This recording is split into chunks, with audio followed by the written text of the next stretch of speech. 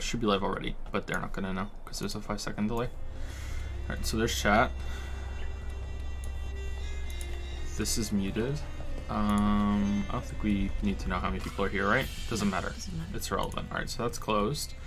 And there we go. We have Streamlabs open here. And when we need to do the questions, I'll tick over here for you to see them, okay? Maybe make it singular like that. Do you want the font to be bigger? It could be bigger, but it's not bad. Is that easier? Yeah.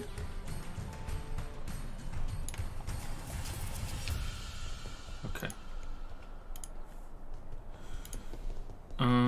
Should be live. Let's see. No, maybe not.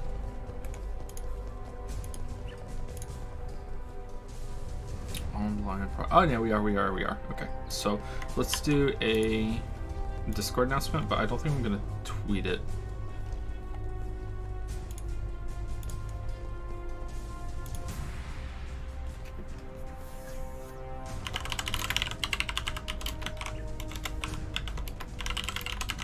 Doing Patreon Q&A right now. Doing Patreon right now. Let's just copy paste.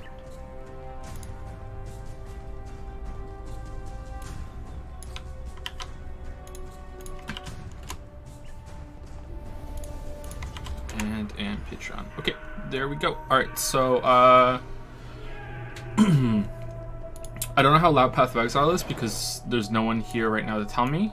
Maybe there will be in a minute, but we'll see. So I'm just gonna talk, assuming that it's okay. Let me turn down a little bit. All right, I turned down a little bit. I'd rather be on the low end than the high end. So say hello, Lily. Hello, Lily. Hello, Lily. So this Q&A is late, somewhat because of the holidays, but also because it's becoming increasingly more difficult to get the time at night for us both to be here. So this might be the last one that we do as a stream together. It might become a solo stream for me, or it might be something that we do offline as a recording and then we just put it on YouTube. So we'll see. But yeah, this is for the Patreon Q&A that we do. So we'll see how it goes. The problem is that, and I said this earlier in the stream today, that the issue is that we need to get up early to be with the kids. And that means that staying up really late is difficult, but it's going to get more difficult to start. Like, we're starting at 11:20. That's how long it took for everything to get settled, for the kids to go down, and for us to get ready after, they go to bed. And that's going to become more difficult next month because we are moving Leo out of his crib and into a bed. And that means Finn is going to be going back into a bed too, because he's been sleeping in the crib with Leo since we moved, since there's no way to keep him out of it since they share a room. And we think that by the time they're completely settled and acclimated to sleeping in a bed, because they have so much trouble sleeping as it is, that's probably going to open up maybe a month or two at best before third baby comes. So, and then they'll be crying every 2 hours. Yeah, so if we're lucky, not less than 2 hours. So this might be one of, if not the last Q&A stream that we do at night for a long time. So we'll see how it goes.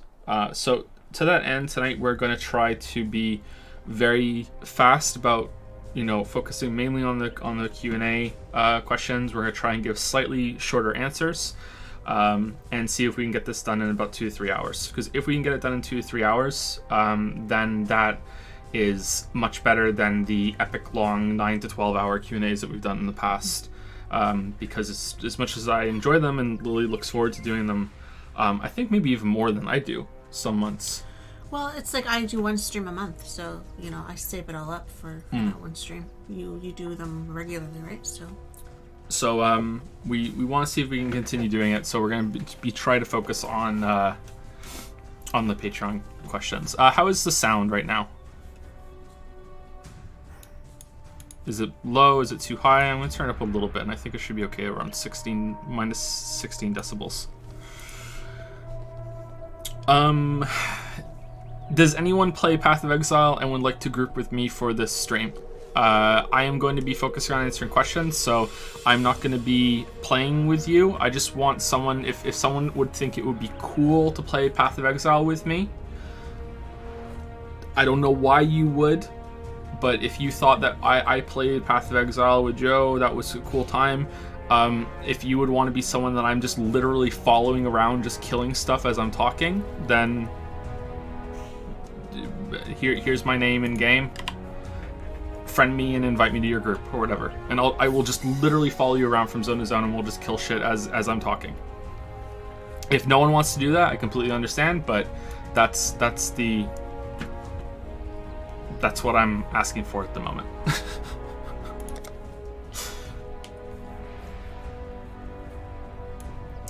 Anyway, in the meantime, let me keep it up. Actually, let me keep it up. In the meantime, let's say thank you to.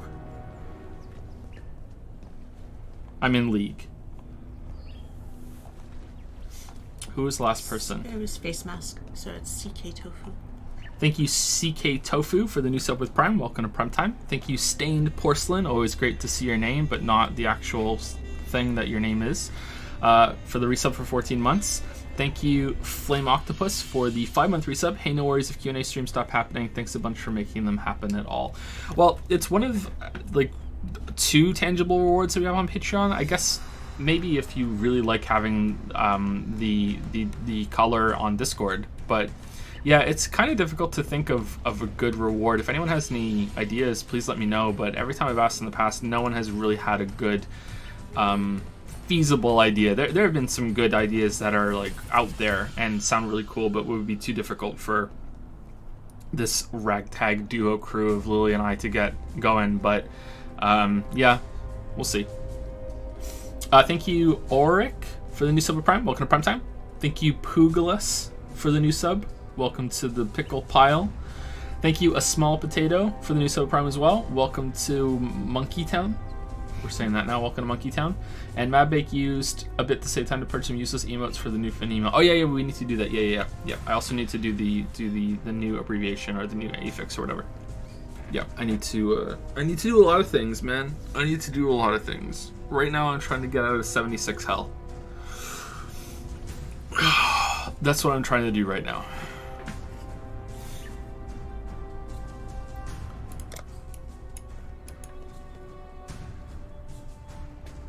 Can we have a video on Fortnite? Asks a guy I totally don't know. Yeah, sure. 1,000,000 bits and I'll do a video on Fortnite. 1,000,000 bits, I'll do a video on your mom, bro.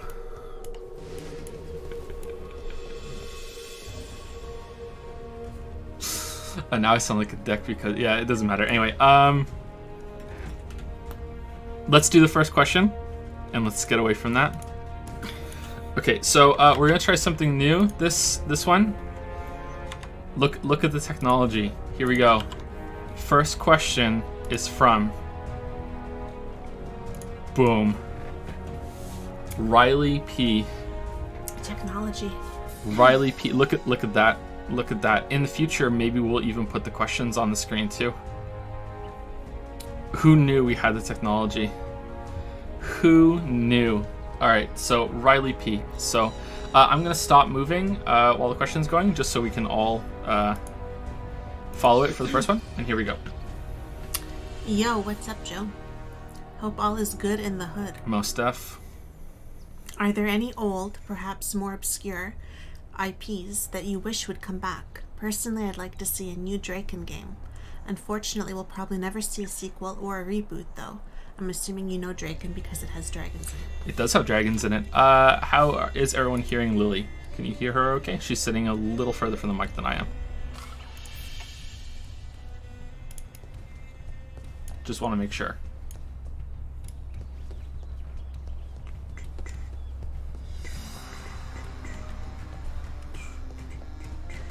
Maybe they can't even hear me.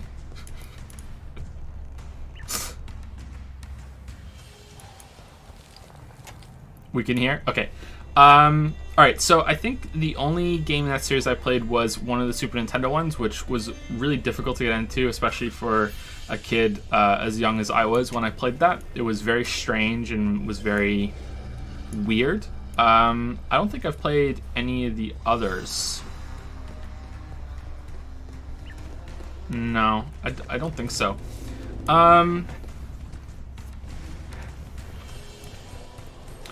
I don't know if there are any obscure series that I would really want to come back.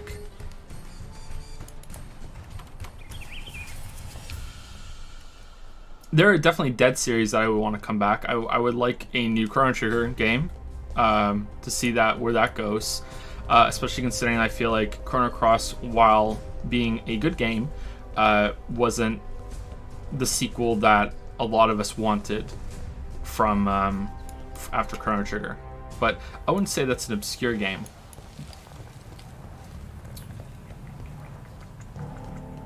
Does Dragon's Dogma count as an obscure game? I think that is actually going to get a sequel. The way that it keeps getting ported around and people are buying it, and there's usually some amount of fanfare on it, I think that will get a sequel. You know, it was a cool game for the Super Nintendo that I really liked. The Legend of the Mystical Ninja. Did anyone play that? That was maybe my first weeb game. That was weird. That game was really strange, and I think if I played it now, I would understand a lot more of it than I did when I was a kid. But I really enjoyed that game, and I don't know if that series is dead or not. I think it is, because I've never heard anything more from it. I think that could be a lot of fun.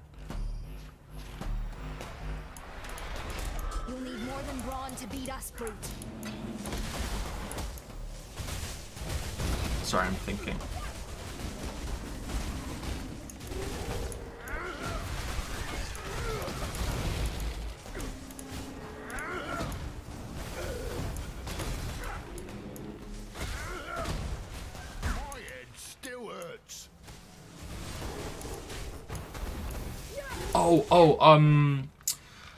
NES games. There are two NES games that I think could use a revival.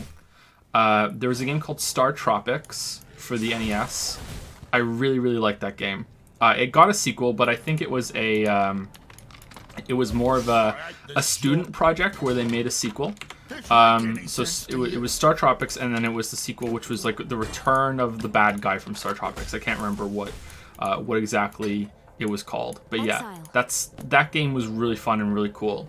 So maybe a revival of that, or maybe even an indie game that acted like Star Tropics. So Star Tropics had this really cool system that it was sort of like a top-down Zelda, and you would walk around sort of like Dragon Quest in towns.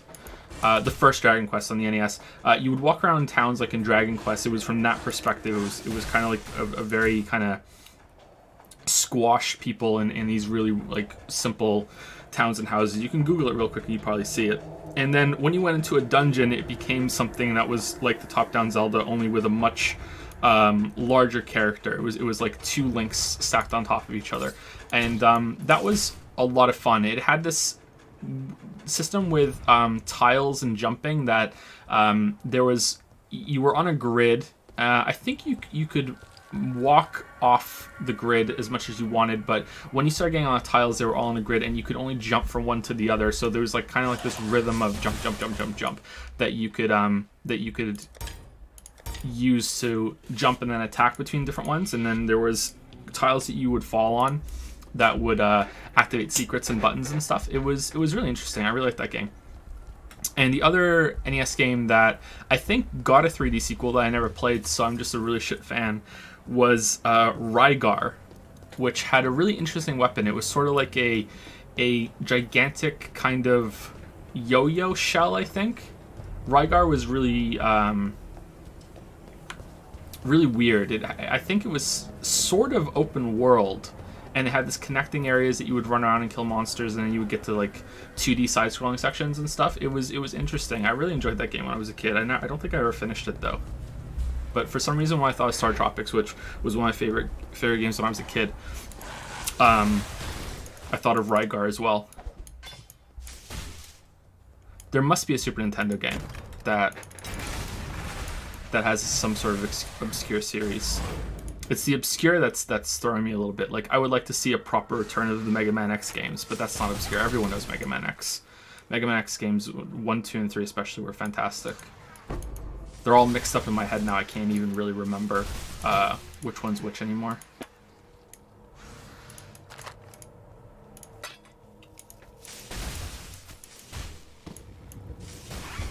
I'd like to see a new take on Space Station Silicon Valley, but I wouldn't call it a series. Banjo-Kazooie is an obscure. I'd like to see that come back.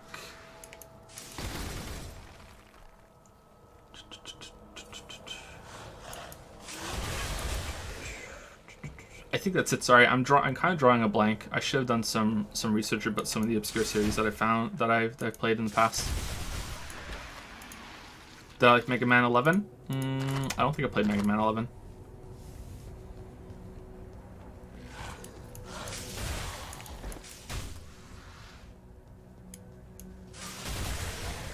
Does ActRaiser count as an obscure series? Because I would love to see something done with ActRaiser. Especially considering that the second game wasn't like the first game much at all. Because that's a good answer too. Yeah, I think that's it. Sorry. Let's go next question from Riley P. I think I'm losing my voice, which is not good because we're just starting. Well, try your best, dear. Any IPs, right? Yeah. That's how you say it. Any IPs and other media that you would like to see a proper video game adaptation of. Or adaptation of. I can't speak either. Adaptation. I think it's spelled wrong. I say proper because... No, no, it's right. Okay, it's just adaption's right? Both are fine, yeah. I just added letters to it. I say proper because while there are plenty of anime video game adaptations, unfortunately most put in minimum effort. That recent Berserk game was a major disappointment for me. Do anime games get pretty bad adaptations? Do they? I mean, Berserk shouldn't really do that well as a video game, considering how much it copied from Dark Souls to begin with. You know, it's already so derivative. It was a video game, and it copied all that from Dark Souls to become an anime, and then it tried to be a video game on its own after that. Like that's just really like cruel, you know? Like, you shouldn't do that. Like, you're lucky you got away with it as it was. Yeah, I don't know. Almost any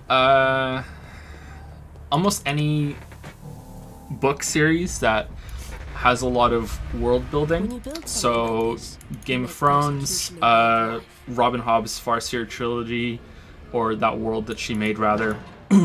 Anything like that would be absolutely fantastic to get either the Witcher treatment, or as much of a bad term as this is now, the Bethesda treatment. You know, make it an open world, let you just be a character, preferably a character that isn't even that big of a deal. You're just a dude in this world, and you can explore it, and you can have fun in the world that you've read about, and you can explore all these really cool places and everything. I think that would work. So that's what I think is a good idea. So like anything that's like a sci-fi thing as well, that would probably be a little harder. There have been fewer games that have done that, I think. But yeah, I think that's a good answer for books.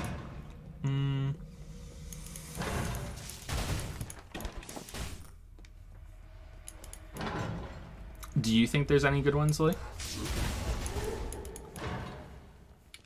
Because my go-to is actually linked to the next question. I think that there is a fantastic Persona-style Harry Potter game that could be made. Harry Potter could work. But I don't really read books that are, that would be good, for video games.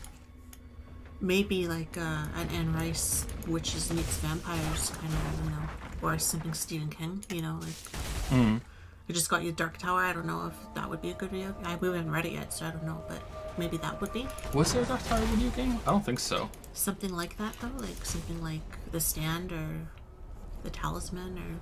See, I was thinking about The Stand when you said Stephen King. I'm not sure. Like that would be a post-apocalyptic kind of So The Stand, in case anyone doesn't know what The Stand is a book by Stephen King. It's one of his longest books where he destroyed the world by releasing a really infectious strain of, I think it was influenza. You got it, you died, and it wiped out 99.9% of the population. And there's this good fight against good and evil thing that ends up being fairly prominent in the story, but that's the setting. And I think that would be an interesting sort of setting for an open world game where you just walk around, but I guess it would just have like a Stephen King twist. I think a Stephen King game would be better if it was based on sort of what he just did with what's it called? Castle Rock. Like, if there was a combination of all of his different books and villains that he's had, and you could explore them all, I think that would be really fun. Yeah, that would be really cool. So that's less of a specific story and more of an entire kind of like mythology that he's done, huh? Like, yeah. For as much as we've spoken about it before and how much we didn't really care for the book, it was good, but it wasn't great. I think any kind of RPG based in Neil Gaiman's American Gods world would be really cool and really compelling. I would play that. I would be really interested in that, especially considering how well that was adapted to the TV show. The TV show is fantastic. By the flames of the past.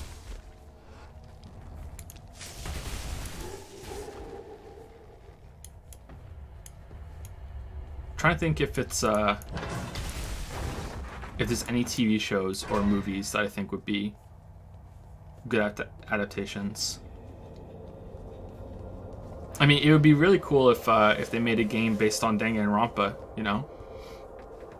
I was trying to think if there's any mystery books in that vein, but I think they're probably harder to do. Harder to pull off that kind of a... There are Sherlock Holmes games, and I hear they're pretty good. I like to try them. Let's see if Rayclast has been good to you, witch. Yeah.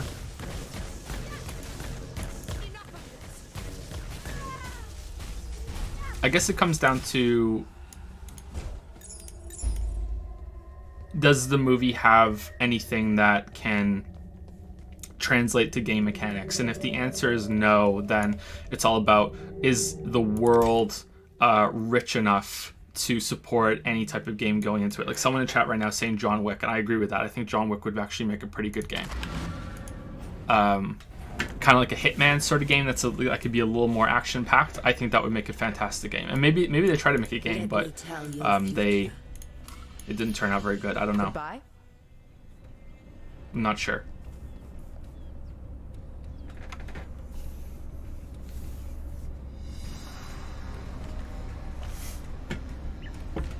Thank you, Ziv53, for 5,000 bits. Seems good, 5,000. Thanks, bro.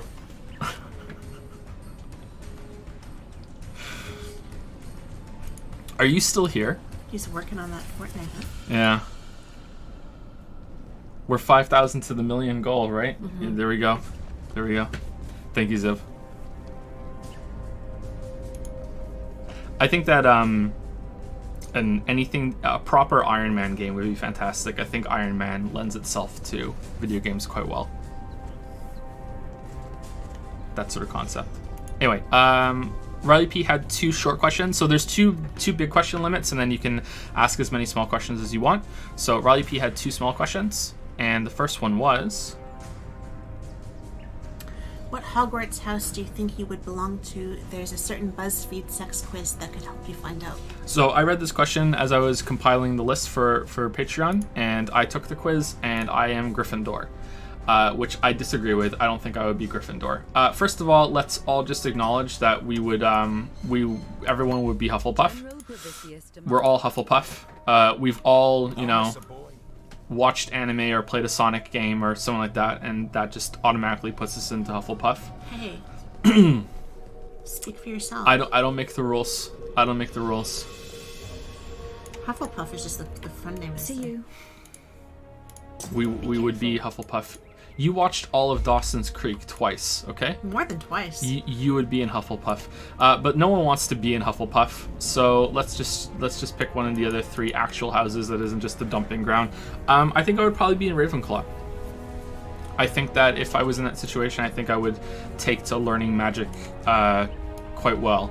Hermione's kind of how she just dives into it makes a whole lot of sense, and to the point that I would say that maybe the other ones are the ones that are weird.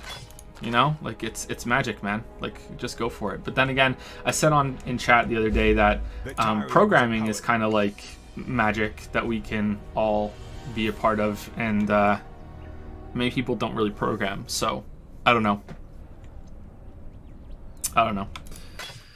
What's the one that's not good at magic? Hufflepuff. Is it?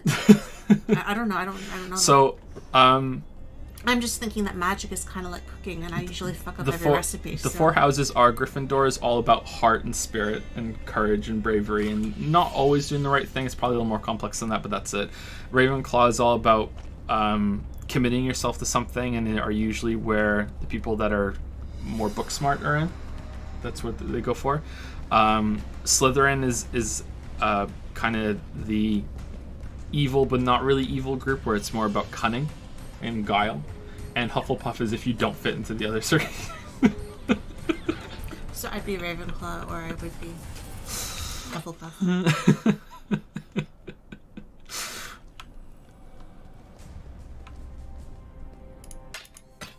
Because, you know, I can read something and okay, but to apply it is a whole other. I learned that in nursing. I was really good with theory, not so good with practice. You think so? Oh yeah. Well, part of it was rushed too. We had a lot of theory, but and then they had a strike, so we had less practice, you know. But so, you know, that's not totally my fault. But yeah, I did better with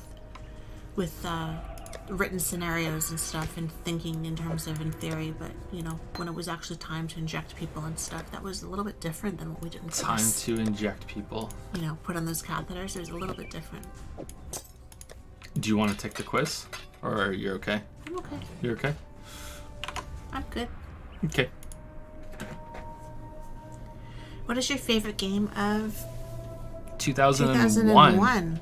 I thought I read it wrong. Thanks for taking the time to answer. I hope you, Lily, and the kids have a great Christmas. I'm going to Cart. Well, enjoy. I'm married. I don't know. Like, that's a very Yusuke kind of peace I'm out, huh? I must leave. I must go go-karting. Okay, thank you for the questions. Top games of 2001. Let's get a list here. All right.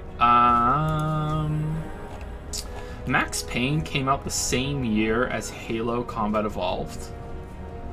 Really? Really though?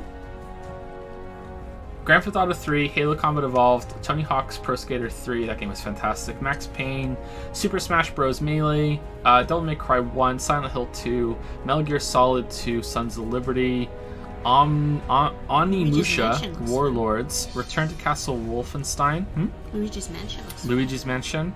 Harry Potter and the Philosopher's Stone, there you go. How good was that? Soul Reaver 2, Conquer's Bad Fur Day, Twisted Metal Black, Black and White, that was good. Eco, James Bond 007, Agent Under Fire, Baldur's Gate Dark Alliance, Diablo 2, Lord of Destruction, Crash Bandicoot. I'm probably going to go with Devil May Cry. I think that was my my favorite game of that year. I was really taken by Devil May Cry. I remember renting it when it came out and just loving the hell out of it. I didn't have a PlayStation 2, so I had to play it at my friend's house. Melee is really close, and if you went back in time and asked me which one was better, Melee would win, and I would be like, I'm so into Melee right now. But I think over time, Devil May Cry wins it out for me, and I appreciate Devil May Cry more. But yeah, Super Smash Bros. Melee was a really, really big deal. I enjoyed Halo, but I didn't play it until much later when it came out on PC. Maybe that's why I'm remembering it wrong. Yeah, I think I'm gonna go with Devil May Cry. Let's make it a tie. Devil May Cry and then Smash Bros. Melee. Max Payne was really good too. I never played Soul Reaver. I watched my friend play it all the way through, though. Oh, Baldur's Gate 2 came out that year? Oh, Throne of Ball. Throne of Ball wasn't that great.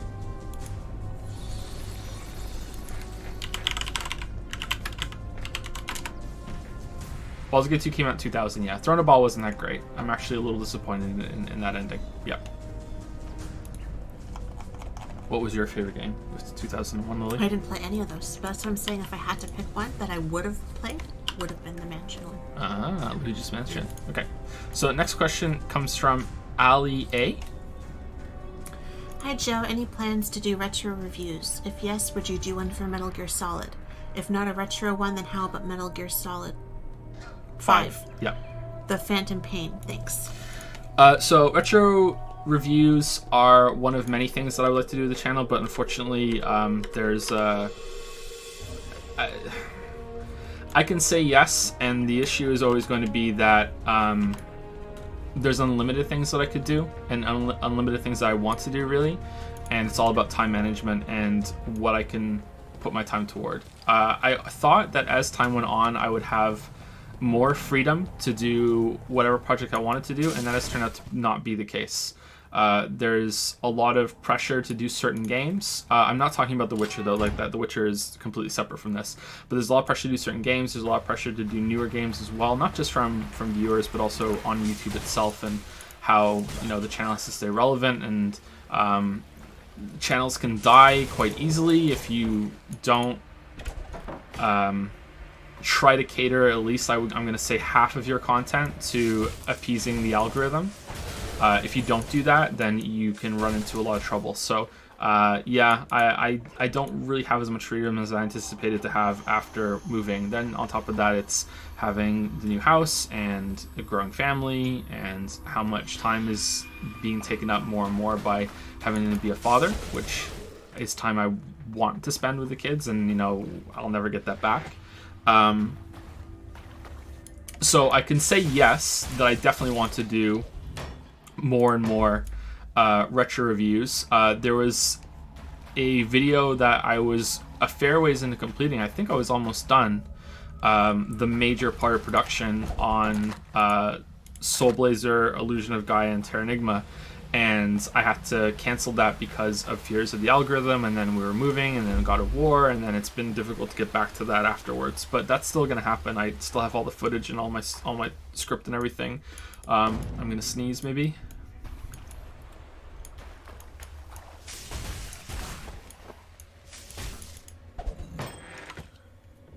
No, it's not coming. I'm sorry. It was almost here. Yeah. So I would like to do retro reviews on a lot of NES games, like Star Tropics. I would really like to make a video defending Zelda 2, because I think Zelda 2 is a really good game.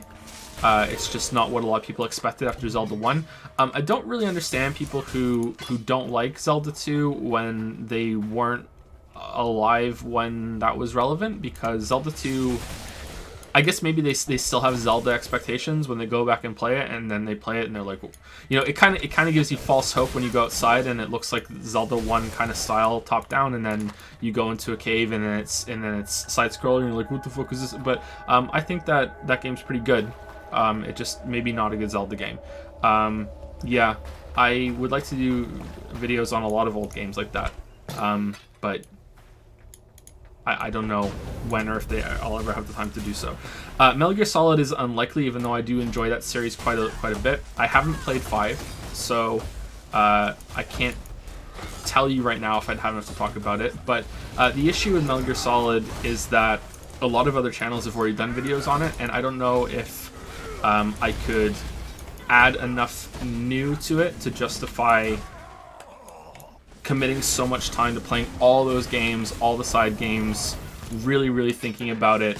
And while we'll answer this, we'll talk about this a little bit more later because someone asked about this specifically. It's not always important to have something unique to say, but I would feel that if I'm going to put that much time into it, that it would be just, you know, the icing on the cake to have something unique to say, whereas if I don't, then I could double up with doing something that other people haven't really done all that much, while also knowing that I don't have to worry about potentially wasting my time, or retreading the same ground. Matthew Matosis has done videos on Metal Gear Solid, and they're all pretty fucking fantastic. Super Bunny Hop has done videos on Metal Gear Solid, I think all of them, and I haven't watched all of his, but I've watched some of his earlier ones, and they were also really good. And I'm sure there have been plenty of other channels that have gone on for Metal Gear Solid as well, so it would be difficult to try and find something new. That said, if I played Metal Gear Solid 5, I would... And I feel like I have a good script and I have someone that wants to like come bursting out of me, then I would make the video on it. I almost made a video on Metal Gear Survive because I felt as though everyone just decided that they were going to hate that game just on principle because of what Konami did. And Konami deserves it, but at the same time, if you like survival games, Metal Gear Survive is actually not a train wreck. And my words are chosen there carefully. I'm not saying it's great or even good, but if that's your jam, it's actually not a train wreck. You might enjoy it if you really like survival games. If you really like Metal Gear games, you probably won't like it. But as I learned while I was playing it, just for I think I played it for like 5 or 6 hours. It reuses the maps from Metal Gear Solid 5, and I hadn't played Metal Gear Solid 5, so that part was lost on me. But then again, maybe that would be kind of cool if you play Metal Gear Solid 5. Maybe that's actually not a straight up detriment. Yeah. But yeah, it had a lot of issues. It controlled so poorly, and it was just awkward to play. But some of its ideas as a survival game were really interesting to me because I really like that genre, and I've eagerly been awaiting someone to try and like a big developer to try to make a proper survival game, and it hasn't really happened yet. I think the perfect game would sort of be a mix of Breath of the Wild and Don't Starve. I think that would be really, really good, and I would play the shit out of that, but sadly it hasn't happened yet.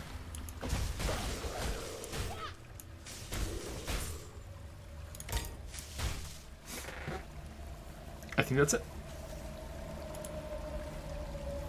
Thank you, Allier. Yep. Let's thank some people because we're getting behind. Okay.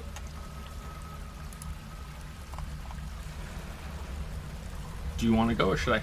You can do it. Thank you, Frosty Jesus, for the 8-month resub. 8 whole months of Genomoth. Oh, there's 8 Genomoths. Oh, it's 8 whole moths. Sorry, I can't read very well at the moment. Thank you very much, Frosty Jesus. Sorry that I said months instead of moths. 8 moths it is.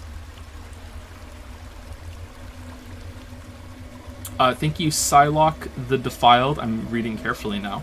For the new sub with Prime. Welcome to Primetime, Psylocke the Defiled. Thank you, Frosty Jesus. Oh, you have to say thank you for this one. Thank you, Frosty Jesus, for gifting me a sub. An 8-month sub. So I'm approaching the year sub. Is it an 8-month sub though? Or is it 8 moth sub again? I don't know. It could be whatever you want it to be, I guess, right? Thank you, Frosty Jesus. You're always very generous. Anton6099 says, I never chose Bulbasaur, so I cannot be in Hufflepuff. That's a good point. Like, you look at Bulbasaur and he could even say Hufflepuff, right? It looks like something that would come out of his mouth. Hulk in Twitch has sub for the first time. Welcome to Monkey Town, Hulk in Twitch. Thank you very much.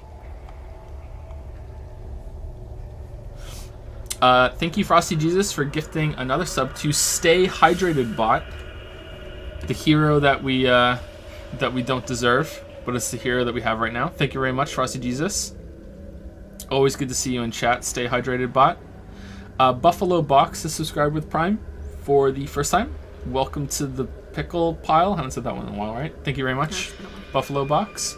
Madbake used some bits to say how many hole does straw have? Oh, we were talking about this the other day. It's one. Yeah. Yeah, it's one hole. Because it's hollow right through. If it was if it was solid in the middle, I would say 2. Yeah. Right? Just like, you only have one hole too. Your mouth to your butt. So really when you go to the bathroom, you're shitting out of your mouth in a way. That's lovely. Thank you for that. That's I don't make the rules. Thank you, Leon MDS. Leon MDS for the tier 2 4-month sub. Hey Joe, have you ever played Monster Hunter World or any other Monster Hunter? Thoughts on the games? Any videos planned for them? I played Monster Hunter World for I think 3 streams, and I was not a big fan of it. I didn't hate it, but chat was being insufferable, so I stopped playing it, and I played it once more on my own, and I was enjoying it a little bit more. So that was my experience with Monster Hunter World. Really compelling sort of game, and I'd like to get back to it at some point and see if I can get into it, because when I think about progression games and you know, having a place to explore and acquiring materials and upgrading armor and weapons and that sort of loop. The ideal game that I think of when I think of that sort of thing usually ends up being very close to what Monster Hunter is and what people tell me Monster Hunter is. So I would really like to get back into that and give it another chance, especially now that it's on PC, but I don't know when. I'll probably not stream it though. If I enjoyed it enough and I felt like I had enough to say, I would potentially do a video on it, yeah. But I think I would probably end up playing a lot more of the other games in the series if I got into World before making a video on it. And that would be a big project, so no, not anytime soon, even if I did get into Monster Hunter World tomorrow, which is not going to happen because I'm not even going to play it.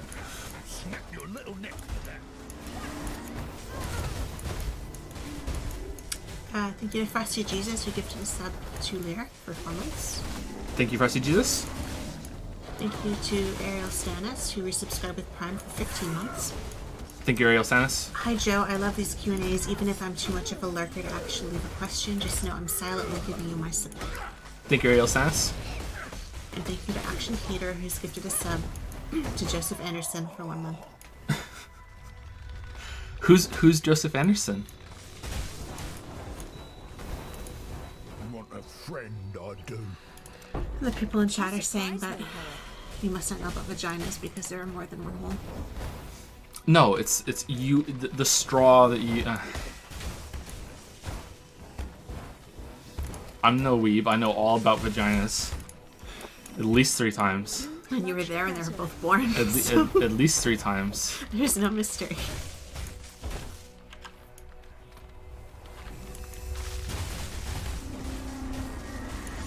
I don't know who this is, but I give the sub. There's another Joseph Anderson here. Life is short. Deal with it. Oh boy. Okay, next question on Patreon is from LC Tao. Hi Joe, ever heard of Crosscode? I think it'd make a fun stream game. Personally, it was my favorite game of 2018, up there with Celeste. Happy holidays to you both. Crosscode, huh? No, never heard of it. Hit or miss? Guess they never miss, huh? I don't want to talk about Crosscode just yet. I've only played a little bit, but not enough to talk about or to get a good feeling on it or anything.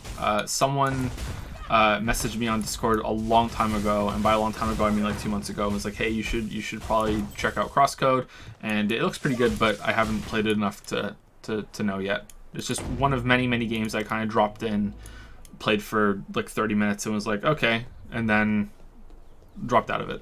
Yeah, so that's all I can say for now. I don't know if I'll stream it, maybe, but there are a lot of things to stream at the moment.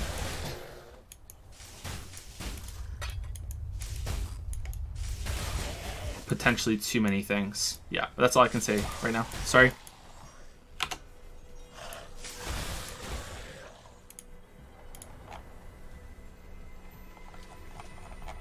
Put it next to Celeste. That's some high praise though, huh? Why is my list bugged? Why is this happening? Why do bad things happen to good people? Are you seeing this? Alright, there we go. We fixed it. That's something weird. I would do. Alright, next question is from Carlos S. Hi, Joe and Lily. How's it going? I hope you guys had an amazing Christmas. These are my questions for this month. Joe, if I'm not mistaken, you, just like me, were lucky enough to have both a PS1 and an N64 growing up.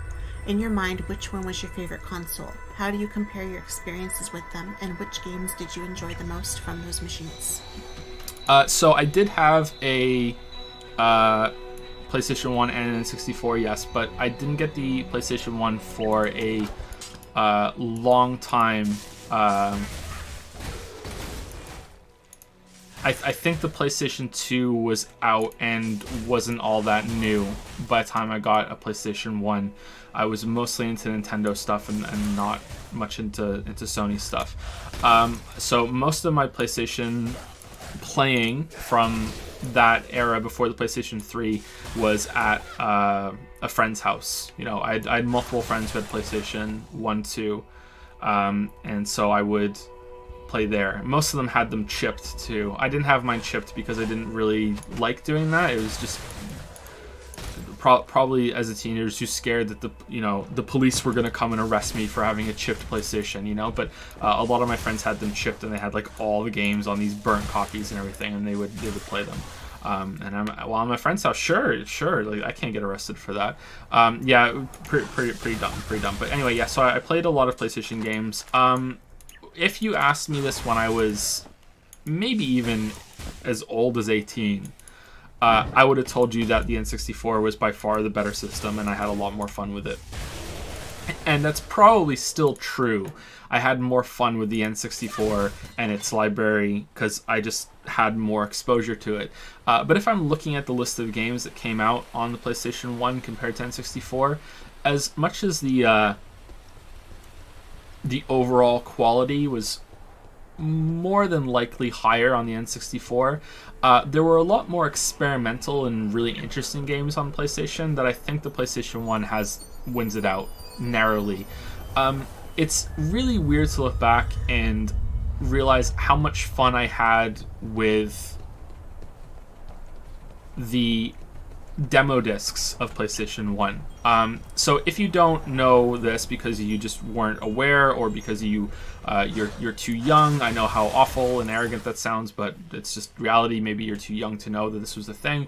The PlayStation 1 had magazines, and because CDs were so cheap, they would come with a demo disc that was just packed with, like, I think maybe sometimes 6 to 9 demos of games that were coming out, or games that had come out already, and it had like a level from a game, and you could just try it out and see if it was good or not.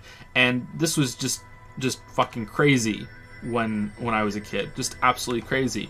I think I had more fun with some of those demo discs and treated them like full games than I did with some full games that came out, or ones that I rented. I remember renting games for the N64 and just being really disappointed, you know, like there was a puzzle game called Wet Tricks that was just, it was probably a cool concept if I played it today, but when I rented that game as a kid, and that was like the game that I got to play that weekend, you know, it was like, wow, this game fucking sucks. Like there's not much to it at all. So I think that the amount of games that just came out on PlayStation and how loose that library was compared to N64 lends it itself to winning out. It was also, I also had some funny experiences with PlayStation since the Final Fantasy series came on multiple discs. So I think starting with Final Fantasy, did Final Fantasy 7 have multiple discs? I think it must have, right? I think it had 2 discs. Final Fantasy 8 was 3. And I remember, you know, one of our friends would get the game, and they would be the only one that would have it. And once they got past disc 1, it would be like, okay, who wants the first disc? And they can take it home. And when I'm done with disc 2, you can have disc 2 when I'm on disc 3. And it's like this relay system of who is one copy of the game. And there are 3 separate shitty teenagers all playing it on their different PlayStations, all in different houses. And I'm pretty sure some other people have stories like that too when they were, if they were in that era. So yeah, I think the PlayStation 1 wins it, which I'm surprised to realize. Yeah, I think that wins it out. Do I sound ancient in chat right now, or Or are there at least a couple of people that were around for that? Good luck to you. I know the PlayStation 2 had demo discs too, but I'm not sure how prevalent they were compared to PlayStation 1. I can't remember. So yeah, I think quantity makes PlayStation 1 win out, but if we're talking about sheer quality, then N64 would take it.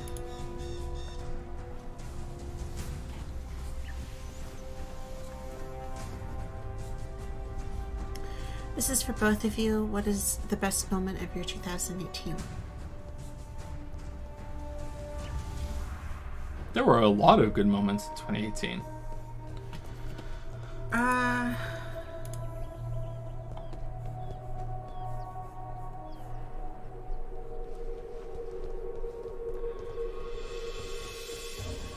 Oh man, I don't know. There's like 3 that or 4 that come to mind. Like, Well, one of them how has can I pick one? one of them has to be that you get pregnant. When I found out I was pregnant, I found out like a week earlier than I found out with Finn and Leo, and with the other miscarriage baby. Like, normally I would find out at 4 weeks, and I found out at like 3 weeks and a day. And it was like the faintest little line like you ever saw in this pregnancy test. So I had a whole day, or even a little more than a day of am I pregnant? Maybe I'm not pregnant. Maybe I'm gonna lose it. Like, I lost the other one. I was really nervous. So when I took the next pregnancy test and it was dark and it was like an obvious you're pregnant, I was so excited and just so relieved that, you know, and of course you can still lose it and, you know, things can go wrong, but it was just, it's such a great confirmation moment, you know, of you're wondering, you know, if it is true, or it's, you know, if it's gonna happen or not. Or you're holding it up to the light, and then I'm saying to Joe, hold it up to this light, get the flashlight. Is it there? Is it actually trying to take a picture of it, and like it doesn't even show up on the camera, right? That's how faint this line was the first day. But it was really cool. That was a great moment. The other great moment was going for the first ultrasound, and I brought Joe pictures, but because he couldn't be there, he was with Finn and Leo. But seeing the baby flailing his little arms around on the machine, you know, was pretty cool. The first glimpse of the baby. Little alien thing, right? Yeah. Yeah. For me, when we took off for flying, I've never flown before. And there was this moment of just after we took off, we flew at night and we were flying over a city and all the lights, it was all lit up. And it was a really cool moment for me because I've always been afraid of flying, and I had too many things going on with the kids that I couldn't really focus on being afraid. So I didn't really realize, you know, like it didn't hit me that until we were already in the air, and I just looked down and saw these lights. It was really beautiful. And the other moment is when we found out we were getting the house. I don't even think it was we were getting this house. It was more we were getting the mortgage, that it came through. We were waiting for a while to hear back, and, you know, he hadn't gotten back to us. We were having trouble getting the backing for it and stuff, and they wanted more information, and it was really kind of iffy if we were going to get it. And I just remember him saying, and we were expecting it to be a little bit less than we qualified for, and I remember him saying, we can go to this province, you know, we qualify in this province, and we qualify for this amount, which was an actual feasible amount that we could actually get something with. And it was just this huge relief of we're actually going, you know, we're actually doing it. That was a pretty good moment. I think that would be it for me.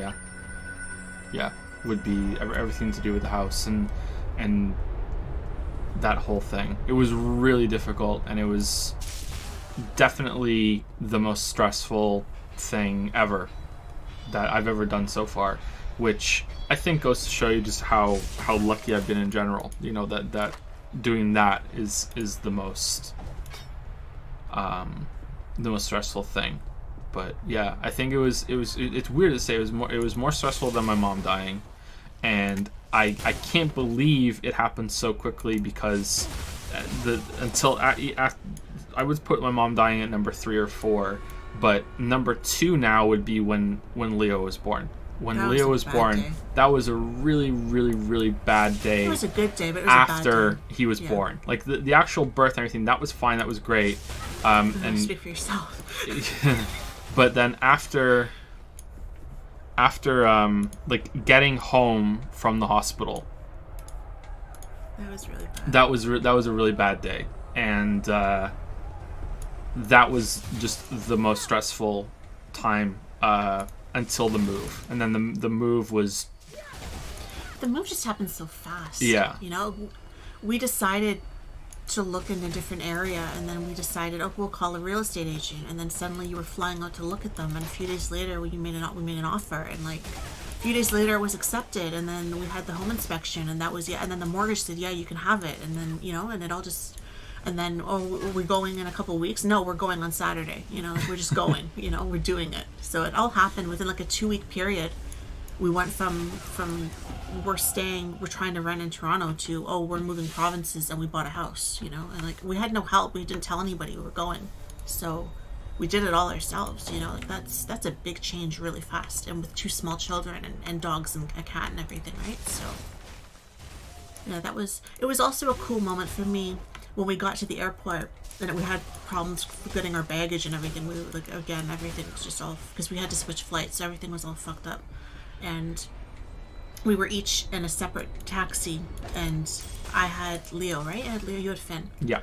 And I remember I had never been there before, so like Joe flew out to look at the houses by himself, so and it's dark, it was like, I don't know, 2 a.m. maybe when we landed. And so I have Leo and he has Finn, and we're going through the streets, and I'm recognizing landmarks from Google, like from when we had mapped things. Google Maps, yeah. And I had never seen it before other than that, and it was this really weird moment talking to the taxi driver and saying to him, yeah, we bought a house here. I've never been here before, though. I have no idea where you're taking me in the dark by myself with the baby, and like, but this looks familiar. Oh, there's that looks familiar. That looks familiar. And it's just kind of this holy shit moment of, oh my God, I live here now. Like that's, and let me tell you, it didn't look like Toronto. Coming from the airport was very deserted and lots of empty spaces. What brought you to Moncton, eh? He asked me that.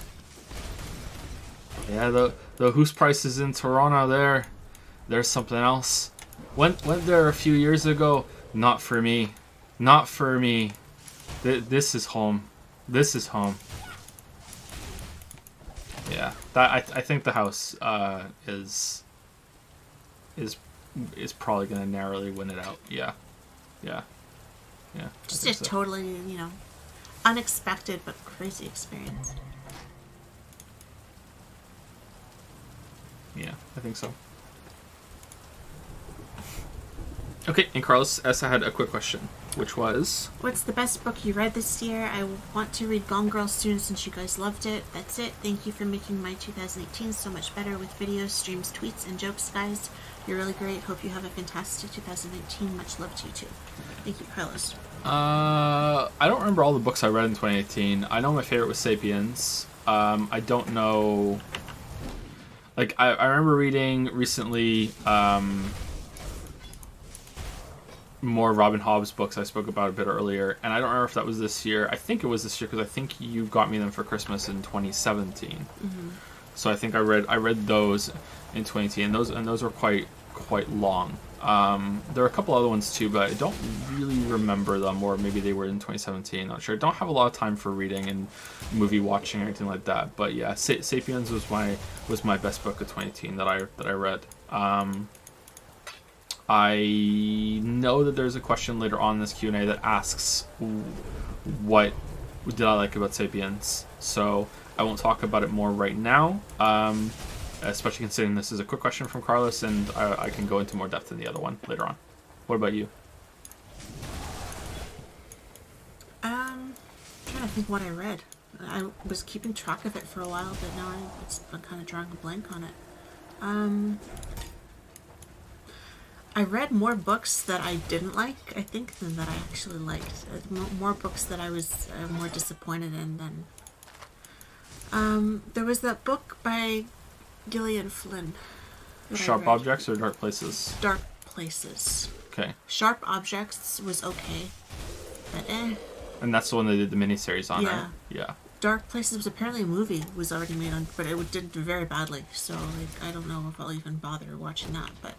Dark Places was pretty good. It follows the story of she's now a grown woman, but she was a child at the time that her family was murdered and she was at home at the time when it happened and she fled and she survived. Is this the one where she's selling memorabilia to people who are really... she's broke okay, now. I love that part of that Yeah, story. she's broke, Yeah. and there's this group of like fanatics that like write letters. Her brother was arrested for the murder, and you don't know if he actually did it or he didn't do it, or you know that there's. They claim he's innocent, and they send him letters all the time, and they actually are telling her what happened that night because they've read so many books on it, and you know, like never mind that she was there. I thought that was really funny. The Monkey King And, names you slave. No. She gets into arguments with them and stuff, but she sells off all this stuff to them because she's completely broke, and she's had a really rough life, you know, growing up in her and everything like that. That was a good. It wasn't as good as Gone Girl, but it was pretty good as far as books go, and I did enjoy that one, and I also enjoyed I can't remember the full title of The Strange Case of Dr. Jekyll and Mr. Hyde. It's The Strange Case. It was pretty short, but I've never read it, and I'd always wanted to read it because it's one of those books that you always just kind of want to read. And it was actually pretty good. You liked it, really? I enjoyed it. I didn't thought read was it. pretty good. You liked it? Huh. I should read that one. It was just kind of twisted, you know, like it was short. It was a kind of a lighter read than I was expecting. Yeah, every time you hear about a book like that, and you always expect it to be this, like, 800-page fucking monolith, and it never is it? It's usually quite short. Yeah, okay. But there are other books I read that I would say for this year I was more disappointed in what I read than I enjoyed what I read. Yeah, you read A Simple Favor and you didn't really like it, That right? was completely awful. I'm so mad about that. I'm gonna watch the movie and I hope it's better, but oh my god, that was awful. And there was that other one, Stranger in the House or whatever. Who's hotter, Blake Lively or Anna Kendrick? Like Lively.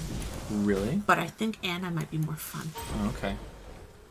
I think Anna doesn't take herself very seriously, whereas I feel Blake takes herself more seriously, but she's hotter. You know, she's more together. Interesting. Okay. All right. I started reading. I got Count of Monte Cristo. I read like 3 pages, and then I misplaced it, and I found it again.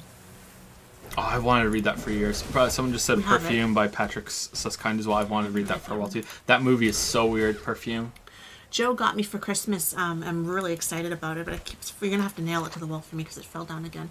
This big poster, and it's like a scratch card. You know the scratch cards where you can win things, and it's like the top 100 books, or they're mostly classics over many years. Like there's more modern stuff on there, and there's older stuff on there too.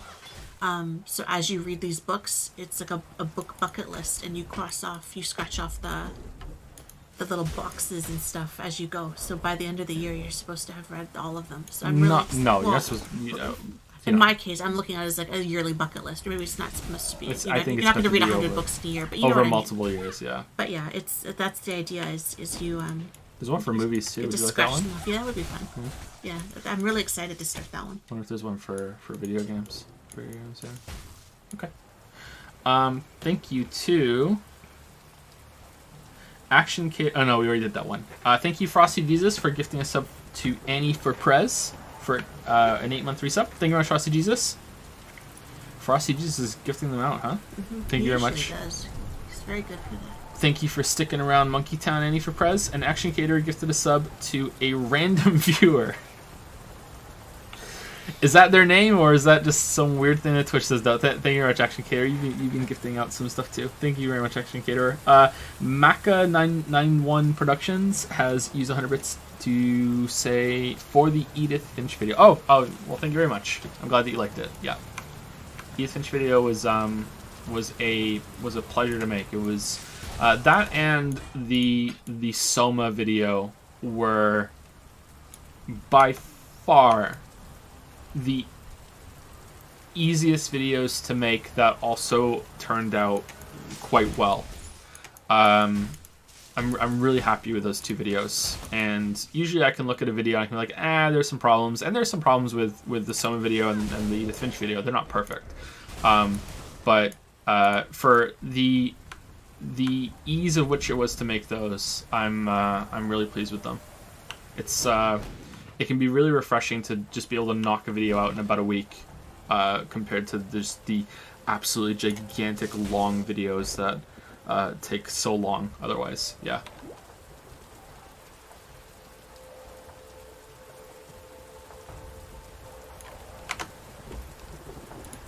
Thank you for the questions, Carlos S. And for the nice message on Twitter earlier. Oh, the man himself. Action C. I don't know why I abbreviated last time because it's not a real name, but I guess I was just in a rhythm with it.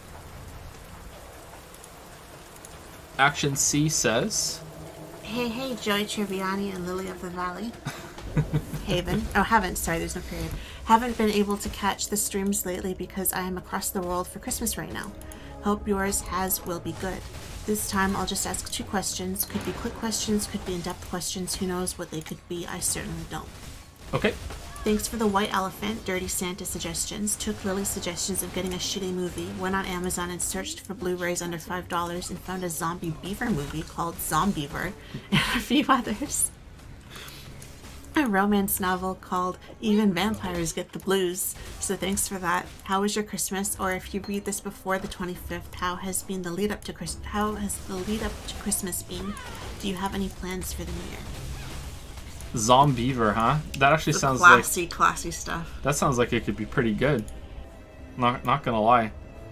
I think I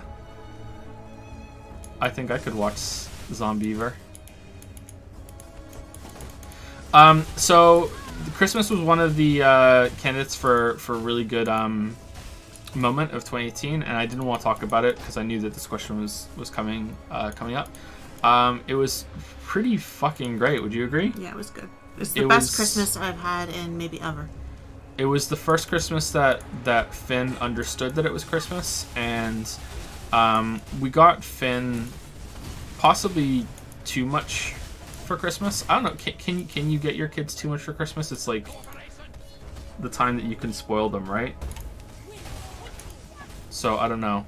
I think it was okay. I think in comparison to what other people did, probably it was more than usual. But again, we don't have anyone else giving them gifts, so we don't buy for them, then they don't have it. Yeah. So we spoiled them. It's Finn in particular. We spoiled Finn. And I remember we both kind of were surprised at how much Leo understood Christmas as well, even though he's really too young to. And I wish that we had got Leo a few more toys. We got him quite a lot of stuff, but they're playing with each other's toys anyway, so it doesn't matter. They're kind of communal. But yeah, Leo also got it, which He we were was surprised. just running around grabbing paper, and grabbing everyone's presents and ripping paper. He didn't care who they belonged to or whatever. He was having a ripping blast. the paper. Like pigs and shit, right? Mm-hmm. Like they were just so great. Pigs and poo, sorry. There's only one fate for the weak eggs up. Absolutely brutal. More. You're my kind. I got Finn a lot of the Paw Patrol toys. Kind of last minute actually, because we didn't realize how much he was into Paw Patrol until he just unprompted said everyone that's in Paw Patrol. Yeah, he knew all their names. Yeah. We didn't know them, but he knew them. He knew them, so that was really surprising that he was able to just name them all off like that. So I got him that, and he loved them.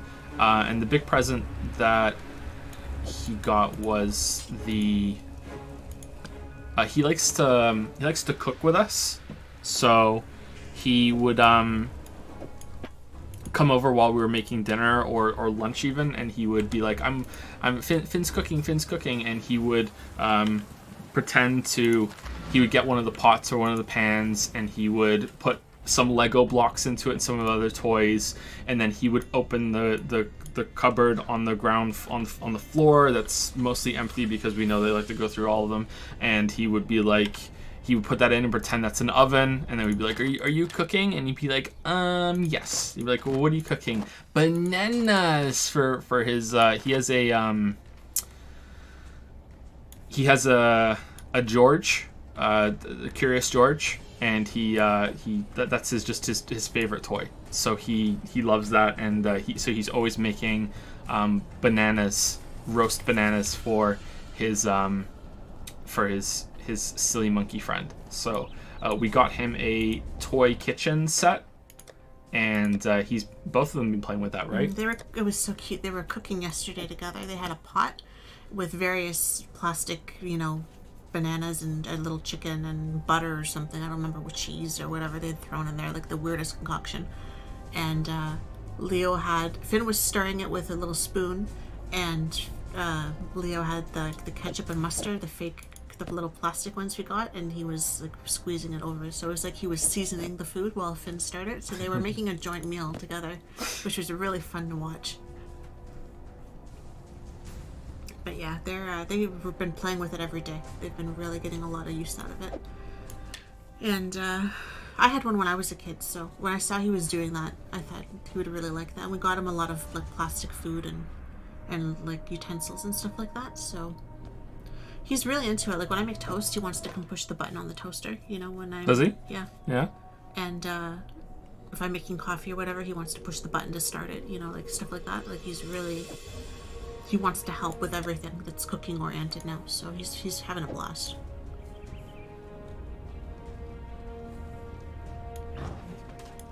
Yeah, he's really been enjoying that, and all the Paw Patrol toys as well.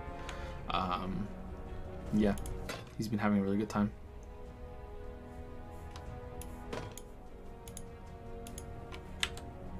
So in case you're wondering what I'm doing in the game right now, please know that I am too. I have no idea what I'm doing. So I'm just kind of generally looking at what I think may be able to be rolled into a better item later. And if I think there's any chance that it might be something good, I'm just throwing it in the stash to look at later when I'm not doing a Q&A. So like this wand here has plus socketed level lightning gems and spell damage and lightning damage and everything. So it looks pretty good, but it doesn't have the right sockets for me to put them in. So I'm just leaving it alone for now, and maybe I can use it later. But I'm pretty ignorant when it comes to this game. I don't really know much about it, so. But I think I know enough to know that some of this stuff might be worth it later. Might. No idea, really. Shot in the dark. Why am I being followed by a tumbleweed? Because I got this stash with real money. Because I played the game a little bit before, and someone recommended getting it. So I'm like, okay, I'll throw like, I think it was $20 toward the developers. And with the money left over after getting that, I bought a pet so we could have a pet following us around. Yep. But I shouldn't be doing that because I think there are more questions from Action Caterer. Oh, we didn't have any plans for New Year's. I went to bed really early. I went to bed before you did. You thought that it ticked over at Toronto time. Yeah, You didn't even realize. Screwed it up. I was doing other stuff. I was dicking around the computer, and I kept thinking I should probably, because I wanted to catch because we have cable now. This is the first year in like 10 years we've had cable. So I'm like, I'm gonna watch the Times Square thing or whatever when they all perform and freeze their asses off, and I'm gonna watch. To see who's performing and everything this year. Did you watch it? I watched like 15 minutes of it. Like by the time I realized. Did you see Anderson Cooper take some I saw tequila Snoop shots? Dogg. No, I saw Snoop Dogg, and he was awesome. He was awesome. so good. He's always awesome. He's what, like 50, and he didn't miss a beat. He was so up there, and everyone's wearing these huge coats, and he must have been freezing, and you wouldn't have guessed it. Like he was just so chill. He's always so cool. Na na na na na. And he was trying to get the crowd into it and everything. He was really working them pretty good. And you see all these people trying to dance, and they really shouldn't have been, and it was really funny. And it was raining, and he's doing it all in the pouring rain. It was really coming down. But yeah, I kind of... The pouring rain? It was pouring. It was raining. Pouring rain. It was okay. really raining. Like, it wasn't just, like, spitting. It was really, really raining. So finally I'm like, oh shit, I'm gonna miss it. I should probably go and turn it. So I go and, I'm on the couch. I'm by myself. The kids are asleep. Joe's asleep. I'm there by myself. Poor me watching, oh, the ball's gonna drop. And I'm just surfing channels and most things are on commercial because we're like down to the end now, right? So they're having their commercial break right before. So I didn't realize I was watching Boston. So here I'm watching Boston, and I'm thinking, they're going to do the countdown any minute now, and then I missed it because we're an hour ahead of Boston now, and I forgot that with the time difference that we're not Eastern anymore, we're fucking Atlantic. So I missed the whole thing. There was one going on in PEI, and then I should have been watching that one instead. So I missed I didn't realize until the fireworks started happening outside the house that it had ticked over, and I missed it. So yeah. Do you hear in downtown Moncton they were Instead of dropping a silver ball, they were dropping a Timbit into a double-double. It wouldn't shock me. There were so many fireworks, though. I couldn't see them. I looked out the window, and then I was like, if I went outside, but I wasn't that committed, so I wasn't going out in the cold for that, but the dogs were not happy. I was scared the kids were going to wake up. They were really loud. But yeah, nothing really, you know. Normally we would have a drink or two on New Year's. That's like the only time of year that we actually drink anything alcoholic. Yep. And we're never going to top, you know, New Year's 2018, right? When we were playing the classic Getting Over It. I hate that game. What a way to end the year. But yeah, you know, being pregnant, that didn't happen, so yeah. Yeah, who isn't a fan of Snoop Dogg? Everyone loves Snoop He's Dogg. so chill. He's so cool. By the time we I wonder if he actually is that cool or if it's an act. To tell you were even human. I'm gonna say no. I think he really is that cool. It can't be. Are you? You're starting to figure it New out. Year's has never really been as big of a See it deal. in as- your eyes. Like, it wasn't my But there's family, more but going like, It's a on. lot. for us, it has never really been Yeah. that big of a thing.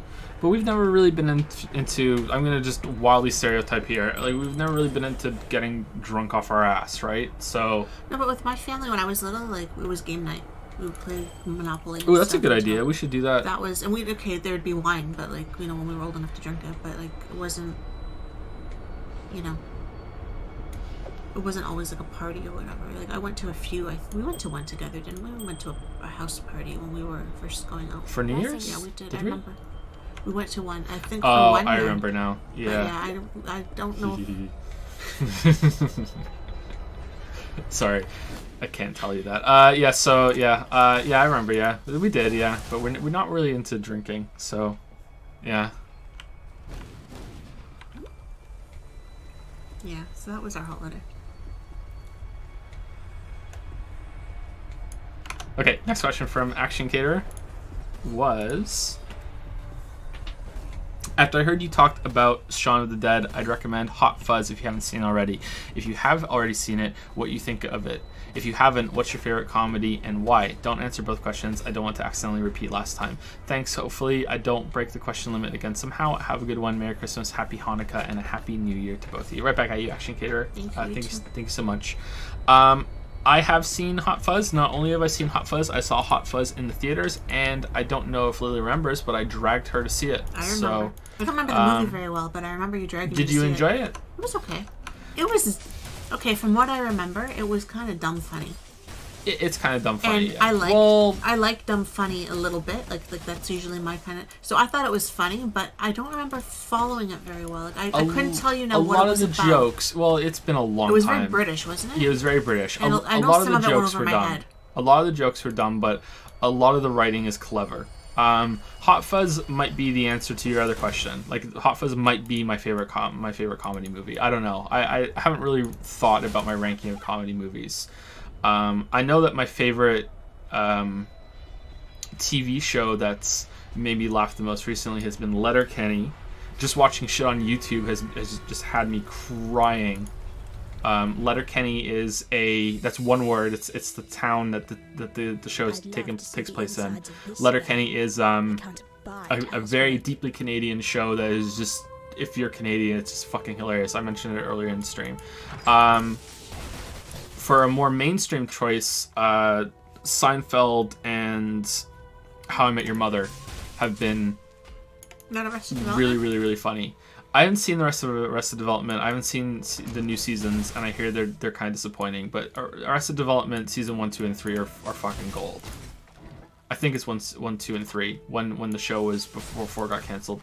They're fucking gold. But that's TV. The Good Place was really good too. But I think The Good Place it's not just. The Good Place is a good story as well as being funny, right? Like it's actually pretty compelling. It's very story heavy. Yeah, so I like The Good Place for different reasons than a comedy. My favorite comedy movie, I don't know. Hot Fuzz is probably up there. I mean, how do you judge it? If we were judging it, you know, a comedy that is also like a good movie instead of just being a bunch of jokes, a vehicle for jokes, Hot Fuzz is definitely a candidate. Maybe even just wins outright right there. But if we're just talking about what's made me laugh the most, then it might be something as simple as like The Emperor's New Groove. You know, I fucking love that movie. That movie's hilarious. Finding Nemo is really hilarious. Like, there's a lot of kids movies that are just really, really funny that I loved when I was a kid and still do. You know, yeah. So I don't know about that. I don't know what I would say is the funniest movie. Hot Fuzz is really good, and I won't spoil it because I'm pretty sure there's probably at least a few people in chat that haven't seen it. It's an older movie, but I just, you know, I probably couldn't spoil it properly anyway because I don't really remember it, so I shouldn't talk much about specifics. But Hot Fuzz has a, I don't know if it has a 3-act structure. I'm gonna say it has a 2-act structure, but maybe you could even justify it being 3 or 4 acts depending on how you view what an act is. So I'm gonna say that it has a 2-act structure because it's just gonna be simpler to make my point. Is that there's a lot of, in the first half, there's a lot of details and a lot of things that are said that are just kind of like, oh, that's kind of funny or whatever, and then it comes back in the second half, and it makes it so much funnier the second time, and it's got all these like click moments that come back. And the way that it's so expertly done is that you don't really, it's not forced the first time around. So I really love the movie for that, and that was probably the best part of it for me. I've only seen it twice. I'd like to see it again sometime. But yeah, that's the best part of it. I really like the guy that was doing the really deep, I think, Yorkshire accent. That I was surprised that I could make out most of what he was saying. I was really shocked about that. I could follow it, even though they couldn't. I will temper that, you know, that's a great movie with saying that I was really disappointed in the next movie that they did, The World's End. It wasn't bad, just it was nowhere near Hot Fuzz and Shaun of the Dead for me. I know a lot of people think that that's the best one out of the 3, which is really surprising to me. Maybe it's because it's the most, in a way, it's the most serious, I guess. But in a way, it's the most stupid as well. It's the most serious and the most stupid together. But I was really disappointed in it, and I didn't care for it much. I'll watch it again and give it another chance. The best thing about that movie was the fight scenes, and that's not something that I think is a good, you know, thing to say about that kind of movie. Oh, the fight scenes were good, you know? I don't know. Wasn't that big of a fan. I'm trying to think what my favorite comedy would be now. I'm trying to think of comedy movies in general, and I'm drawing a big blank. There's so many classic comedy movies I haven't seen. I'm trying to think, like, they're like one that made me laugh so hard I cried or something, and I can't think of any. And I know I did. Like, I know there are out there, and I just can't think of what they were now. Life of Brian made me cry a lot. Life of Brian is so funny. Holy Grail is really funny too. I haven't seen Airplane. I haven't seen Caddyshack. You know, there are so many classic comedy movies that I haven't seen.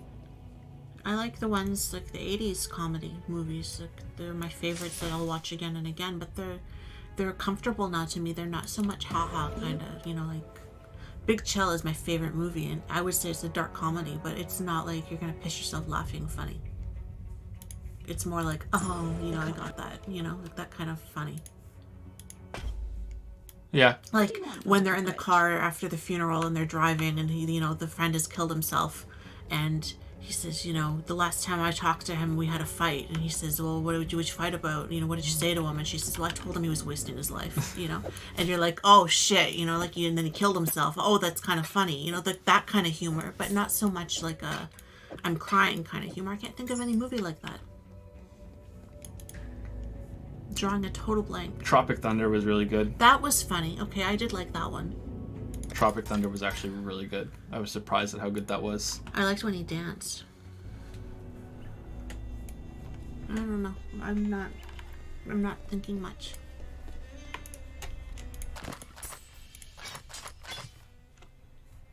Come over here. Good luck to you. Okay. Thank you, Action Caterer. Should make a list of like a compendium of good movies and good books and stuff like that we really like. Yeah. Next person is Brian B.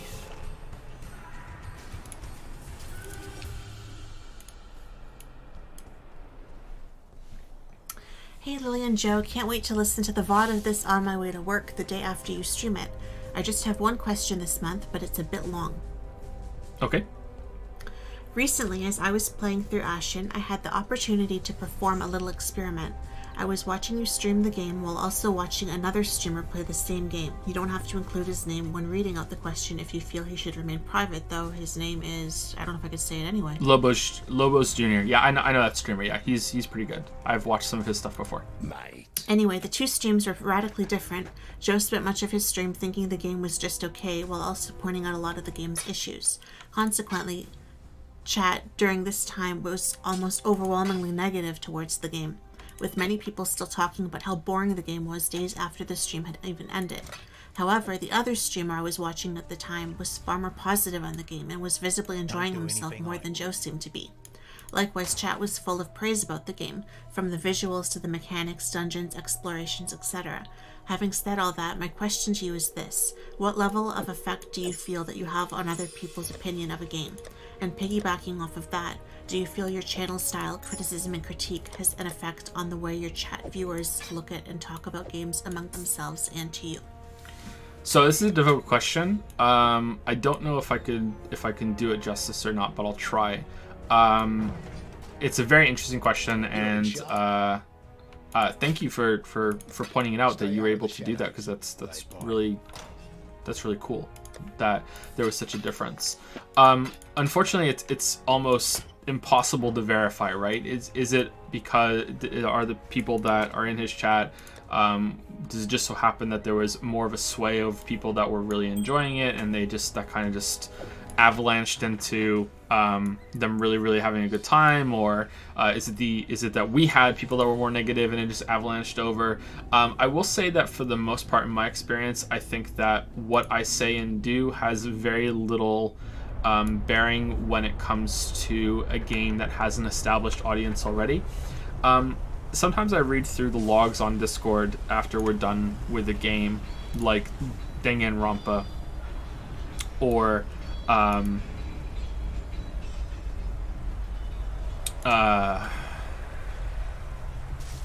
Persona 5, and I have a lot of people that say stuff like, people are just hating on this because Joe didn't like it. Their people are just sheep and follow whatever he says. When I read chat, that is not my experience at all.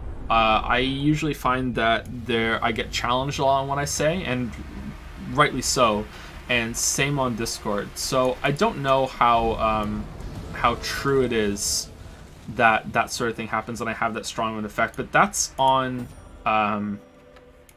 games that have already had a chance to get established. When it comes to a new game, I think it's probably undoubtedly true that what I say when people are watching along is going to be an influence on what they say and how they view the game.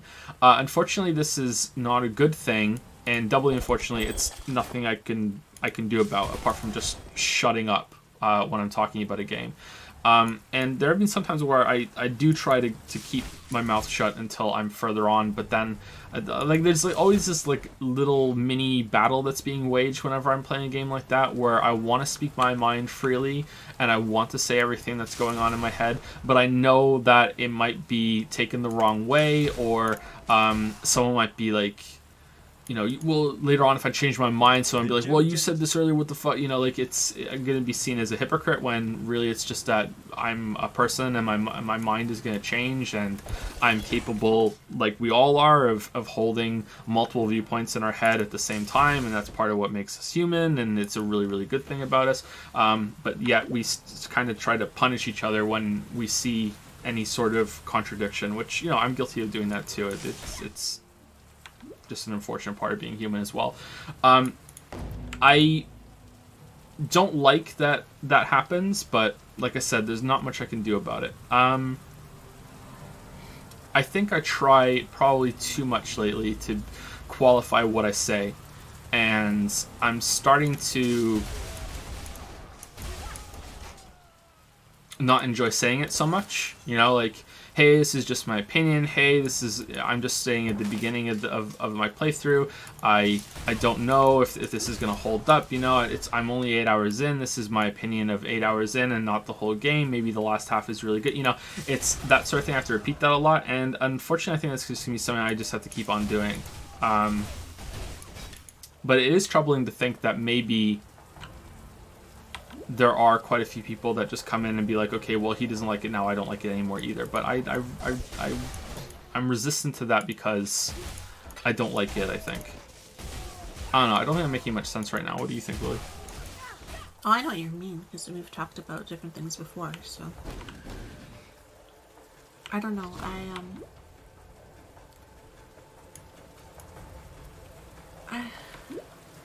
I feel like chat often disagrees with you, so I feel like yeah, that's how I feel too. Yeah, they're not overly swayed, you know, by if you don't like something or if you do like something. But maybe I'm wrong, you know. Maybe I'm seeing the minority and the majority are being quiet. You know, like, I don't know. I think it was with the Danganronpa V3 3-1 debacle, which I won't go into detail on because of spoilers, but. I think it was that. It might not have been that. It might have been a different Danganronpa moment. So apologies if it was anyone who is like the Danganronpa stream scholar. But that's the one I remember. But I remember it being that I was criticizing the game, and I felt that overwhelmingly that chat was against what I was saying. Just overwhelmingly. Like, you're completely wrong, you know, blah, blah, blah, blah, Sprinkler Gate 2.0, etc., etc., etc. And then I go onto YouTube comments, I think, or on Discord, and I have people saying, you know, it's this fucking bullshit that Joe says this, and so many people in chat just go along with what he says, and it's like, well, I don't feel that way at all, you know? It's the opposite. I feel like just people are just assuming that. It might not have been with 3-1, though. It might have been something else in that. I don't know. My memory is going a little bit for that already. It's a bit troubling. Hold on, I think there was another side of the question I wanted to address. Let me look at it real quick.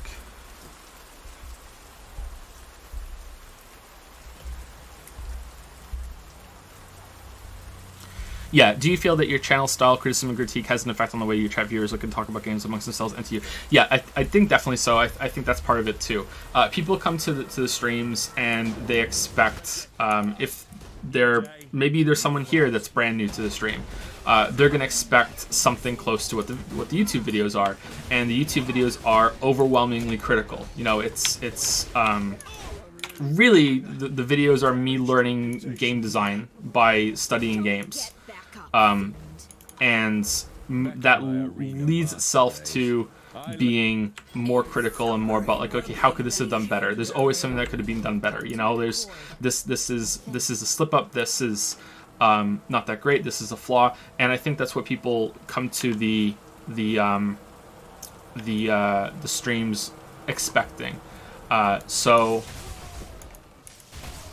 there's going to be more people that are critical of games, I think, or they might want to come to the streams and be like, okay, well, there's a lot of people praising this game right now. Joe is typically quite critical, so what are the flaws that other people might not be talking about? Now, that makes it sound a lot more arrogant than it is.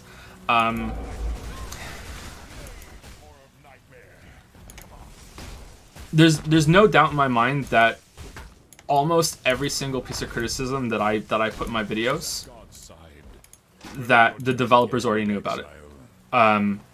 Maybe there's a few major bugs that slip through, or some oversights that maybe slip through, especially if it's a game made by a smaller team. But Prey, Breath of the Wild, Odyssey, you know, every big game, God of War, the devs already knew. Like, no dev is watching these kind of videos in a big from a big company is watching these types of videos and going, oh shit, you know what, this YouTuber guy is right. Like, that's not happening. Maybe with the smaller games, maybe, but not with the big teams, because the problems are not from a lack of iteration or refinement. It's time, resources, deadlines, budgets. You know, it's always from that. The God of War devs know that what they did with Atreus halfway through the game is not great. They know, you know, like it's there. or it's not a mistake, it's a decision that was made on purpose. You know, they wanted the game to be this way. A lot of people on YouTube don't like it, and they're like, okay, well, we know we can do something different, but it wasn't that this was a mistake, it was an intentional thing that we were going for. You guys don't like it, okay, message received, that sort of thing. But when it comes to other reviewers, those reviewers might not be pointing out some of the flaws that people on YouTube are. So you get a reputation that, again, it's going to sound arrogant, but I don't mean it that way. It's just a symptom of how much extra time I can put into the videos compared to people who are working for IGN and GameStop and all these other places, or GameSpot, sorry, and all these other places that they might not have the luxury of playing the game for an extra 20 hours to really figure out how combat calculations are worked in damage in Prey and Breath of the Wild. And Dragon's Dogma, you know, whereas I can. So they get a reputation for, okay, well, this is the guy that will find a flaw that no one else has, or not many reviewers had. So let's go and see what he's saying on stream. Maybe he's already got something on stream, and that's the expectation. So I think that's where that comes from. I think I explained that really poorly, so I'm sorry about that. I was thinking something along that, though. I don't watch other reviewers, so I don't know what's out there and, like, what other people are doing and stuff like that. But if you have someone who tends to be more critical and goes through the games point by point and picks them apart and stuff and says this was good, this was bad, this was good, this was bad. If you have another reviewer who is more positive overall and says, maybe they only make videos on games that they really enjoyed, you know, and they have more positive to say overall, you might not get people watching, you know, like gravitates to like, right? If I don't like hearing people shit on things, then I might want to go watch the positive dudes reviews more than I would want to watch yours. So you're saying it's like a feedback loop, sort of. Yeah, that makes sense too. Yeah, it can get skewed sometimes, and maybe that's where it comes from. Maybe when we're playing a game that has a big sort of following, and that kind of nomadic group shows up, you know. Hey, there's this guy that's playing all the Danganronpa games. Let's you know, go hang out in his chat for the duration of those playthroughs, you know. And that new group that comes along that might outnumber the normal kind of audience that's around, maybe that's where the clash comes from, because there's these regulars in chat that are being critical and might be agreeing with what I'm saying, but I'm not seeing it that much because it's being drowned out by the nomadic group that has come along. I don't know. I like being able to speak my mind when I'm playing a game, and as much as I've been trying to hold back a little bit lately because I feel like I could explain myself better when it comes to, like, hey, these are just my ongoing thoughts, it might change later on. I don't want that to go away. Sometimes it can be a lot of trouble, though. A lot of trouble. God, people were so mad about Danganronpa and Silent Hill. Oh, they were so mad. Anyway, it doesn't matter. I think that's all I can say about that. I hope there was some amount of sense in those ramblings. And I can get a participation you tried trophy. You bash well, Exile. Pathetic. Should have killed you first. Too much clutter. Too much clutter. I tried. Was that their only question from Brian B? I think so. Yeah, it was. Okay, thank you for the question, Brian B. Do you want to say thank you to people over here? Yeah, it was a few that. I think this is the most recent one. Yeah. Yes. Okay. Frosty Jesus gifted a sub to Seth BS for 9 months. Thank you, Frosty Jesus. And Seth, you just keep getting subs, huh? And I think it's like every month he gets this free sub. I don't think he's ever actually Blessings. done one himself. I keep seeing him comment about that. I think that's funny. Thank you to Action Cater, who gifted a sub to Ninja for 1 month. What? Ninja? Mm-hmm. Thank you, Action Cater. Thank you to Vosk, who subscribed with Prime. Thank you, Vosk. Thank you to Cytokine. Cytokine, yeah. Kine? Or Kine, yeah. Who resubscribed been moved for 2 months and says, "Hey Giuseppe Andersnatch, been enjoying watching all of your stuff. Can I get a claw fist?" You can get a claw fist for sure. Welcome to the Dragon's Den, Cytokine. Here's a claw fist. It's not a nice claw fist. Maybe they like it hard. You don't know.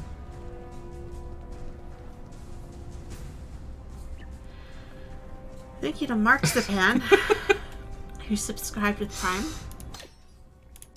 Thank you, Markzipan. Thank you, Markzipan. Thank you very much. Thank you to Talitha, who resubscribed with Prime for 6 months with a smiley face. Talithia? I think Talitha, but Talitha? it could be Talithia. Thank you very much.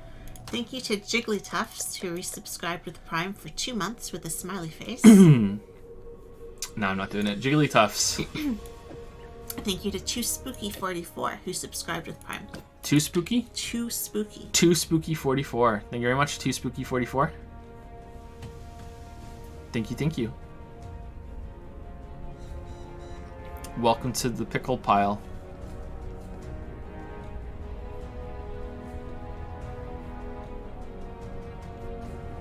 I think these might be better. Let's put them on.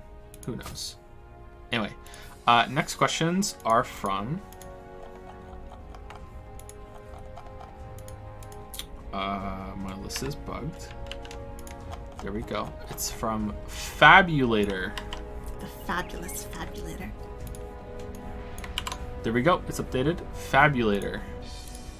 Happy holidays, Joe and Lily. First time using my privilege here since I became a patron in September, and I cannot say for certain that I will be able to catch the stream.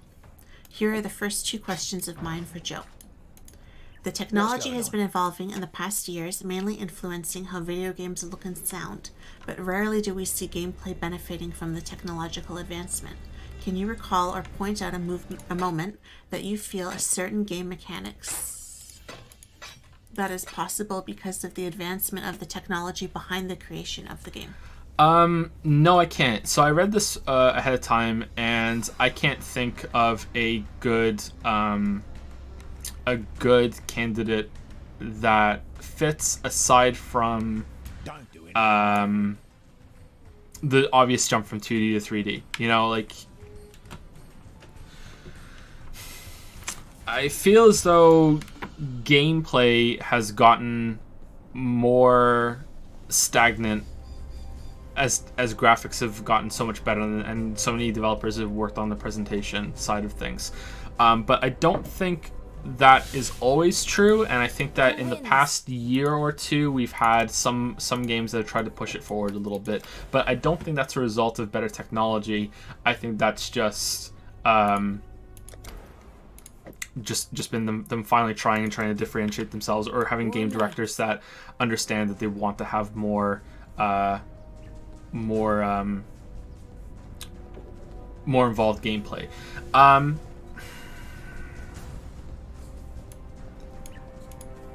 There's a game that is one of my favorite games that I've never spoken about on stream before, I don't think.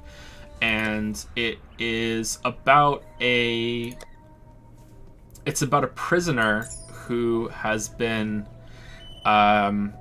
sentenced to a long prison sentence in the far, far future.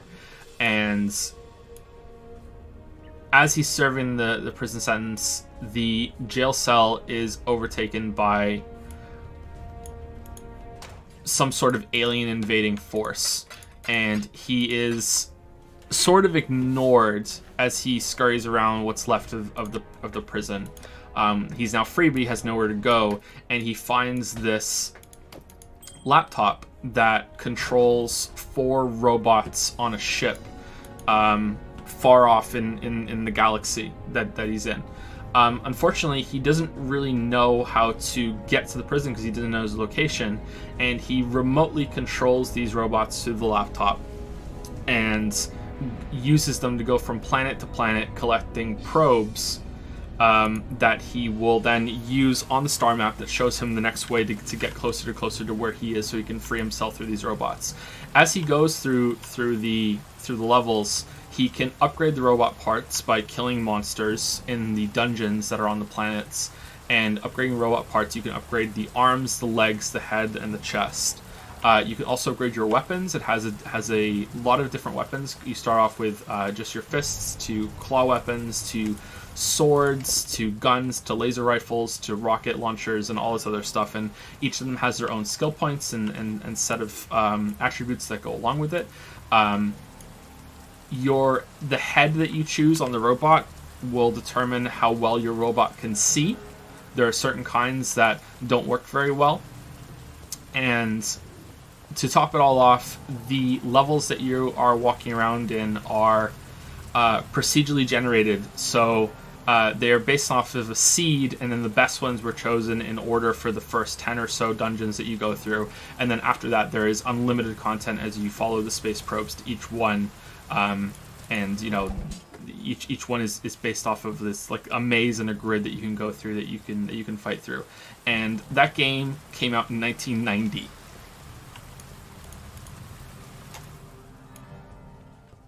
There is definitely been some level of stagnation. It's called Captive, and it came out for the Atari STE in 1990. So I think that a lot of developers aren't really pushing the gameplay as much as they could, and what's possible today was probably possible way back then. It just didn't look as nice.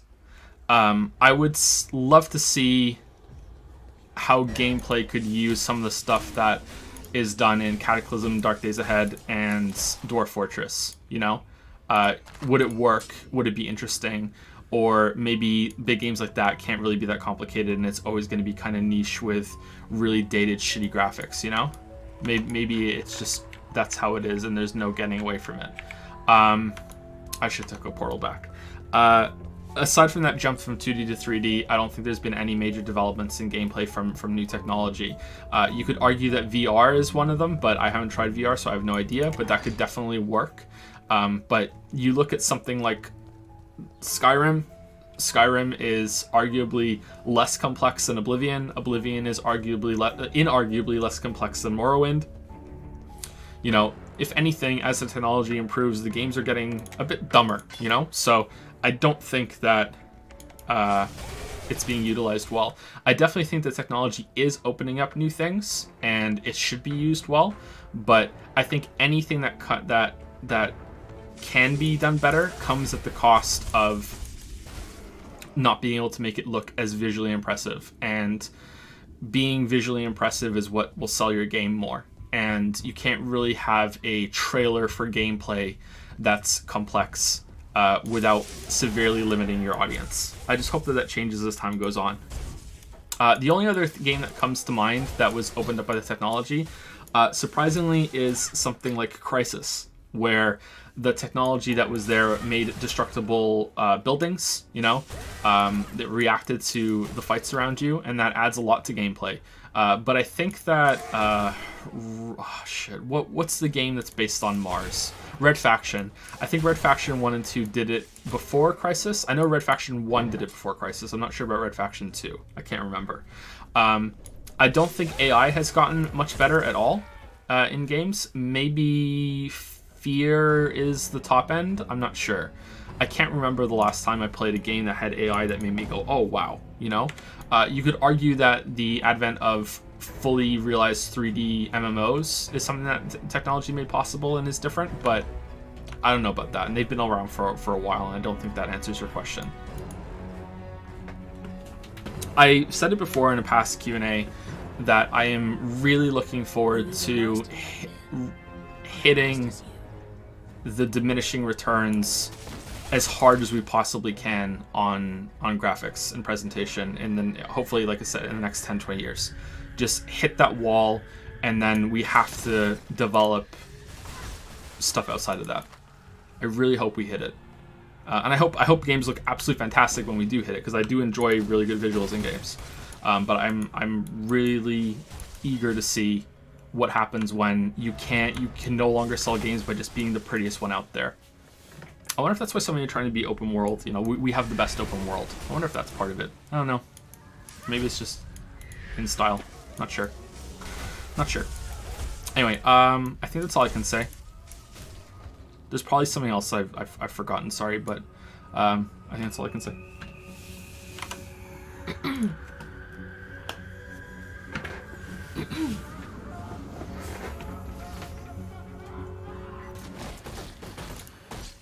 Do you have any plan or a list of games in mind that you know are going to positively influence your kids when they are a bit older? How much exposure will you permit? Okay, so knowing that they're gonna positively influence the kids, that I don't know about. I do know that I'm not going to let the kids play really graphic, violent games with a lot of blood and monsters and shooting things until they're old enough to fully understand what that is. I don't think video games can make people violent, but I also know that kids are very susceptible to nightmares and being disturbed, and that those warnings are there for a reason. They're not just, hey, let the kids play whatever they want. I'm probably going to use my own experiences as a baseline. And I think that... Sorry. Had a hair in my mouth. And I think that around the age of 12 or 13, I was able to pretty much play any game out there. Now, games have gotten more violent since I was a kid, I think. I think that I was noticing this when I was playing 76, that I'm blowing heads off and there's blood just gushing out of everywhere. And, you know, it's not even making me pause. Whereas the first time I played Fallout 3 and I did a VATS kill and the head like visibly disconnected from the torso and went flying off into the distance, I was like, ho, ho, ho, ho, you know, like that was quite the novelty. And now it's like, it's Tuesday, like who gives a shit, you know? So I think that it's gotten more extreme and gotten more commonplace, so it's going to be harder to realize when something is pretty bad. And I think so far I've been pretty good about making sure that the kids don't see stuff like that. Yeah, I think I'm going to use myself as my own experiences as a barometer, and hopefully I don't go wrong there. But any games that are good influence, I don't know. I have a list of games that I know I want them to play, and I know I have a theory or a like a pet project that I don't know if I'm gonna be able to do, because in a way I've already messed it up, because he's already seen some of the newer games that I played. Not like this or Dusk or anything like that, but like the kid has seen me play Enter the Gungeon and Breath of the Wild, you know, like the older boy now I'm saying, because Leo doesn't understand. So I wanted them to start with old technology and they gradually graduate. So I got the NES Classic and the Super Nintendo Classic, and my idea was that, okay, Finn, here's the NES Classic. You don't get to play the Super Nintendo Classic until you've beaten half of these games on the NES Classic. You know, I could maybe get a friend to load them more games on them, and then he has to beat like a selection that I set a challenge for him to do, and then he gets to the Super Nintendo Classic, and after that he can play the N64 Classic or the PlayStation 1 Classic, you know, that sort of thing. Just so he can appreciate those older games in a way that I think that you can't if you have been exposed to older games first. I see this a lot, you know, there's a lot of quite intelligent people that think they're all cool and saying that, you know, Ocarina of Time is a really shit game, you know, when they weren't born when it came out, and they don't realize how important that was at the time and how revolutionary it was. But no, we're going to say it was a shit game and it was never good. You know, I don't want my kids to lose out on those experiences. It's not I don't want them to be those people, because it's not like, who cares? It's just video games. But I don't want them to lose out on having those experiences, you know, that they might not be able to have if they play the newer games first. Yeah. So that's my plan. I don't know if it'll happen, but we'll see. It's like the Wizard of Oz. Like Wizard of Oz?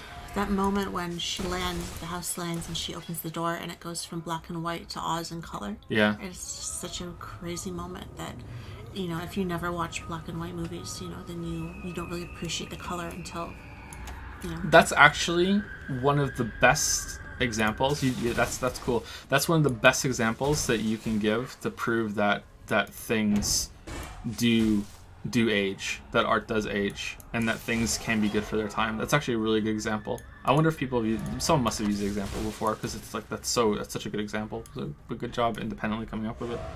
Yeah, the idea that art doesn't age, and if it was bad, it was always bad, or if it's good, it's always good, is complete bullshit. It's complete bullshit. But maybe that's for another time.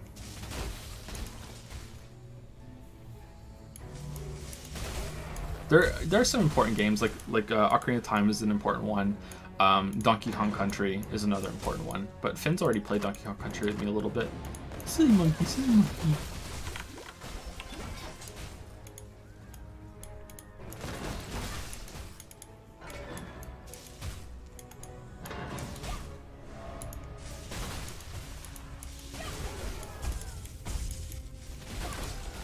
Silly monkey, silly monkey. I think that's it. Yeah, I think that's it. And I think that was it from Fabulator too. Thank you very much, Fabulator. Next person is Thomas K. Hi, Joe and Lily. I'm sorry in advance for my English if I make mistakes. I'm not a native speaker. I'm French. So far, you're doing way, way better Bonjour. than anything I could say to you in French, so, and not without lack of effort. So, Omelette du fromage. my first question is: has the game director or one of the main game designers of one of your Has the game director or one of the main game designers of one of your video games? Can you read it? Okay, I feel like I'm reading it wrong. So the question is, has someone who's done I've done a video on one of their games, has a game director or one of the main game designers okay. from Your a topic that I've done? Yeah.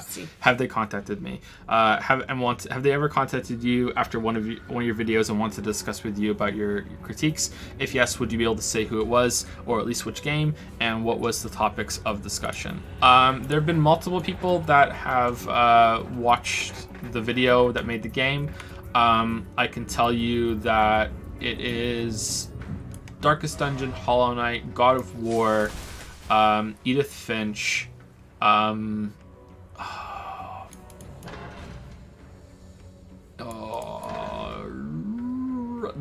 might be it that I know. Oh, The Witness.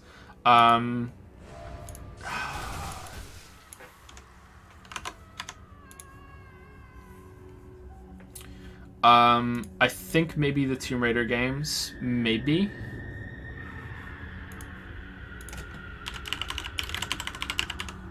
Let me go look at my own videos.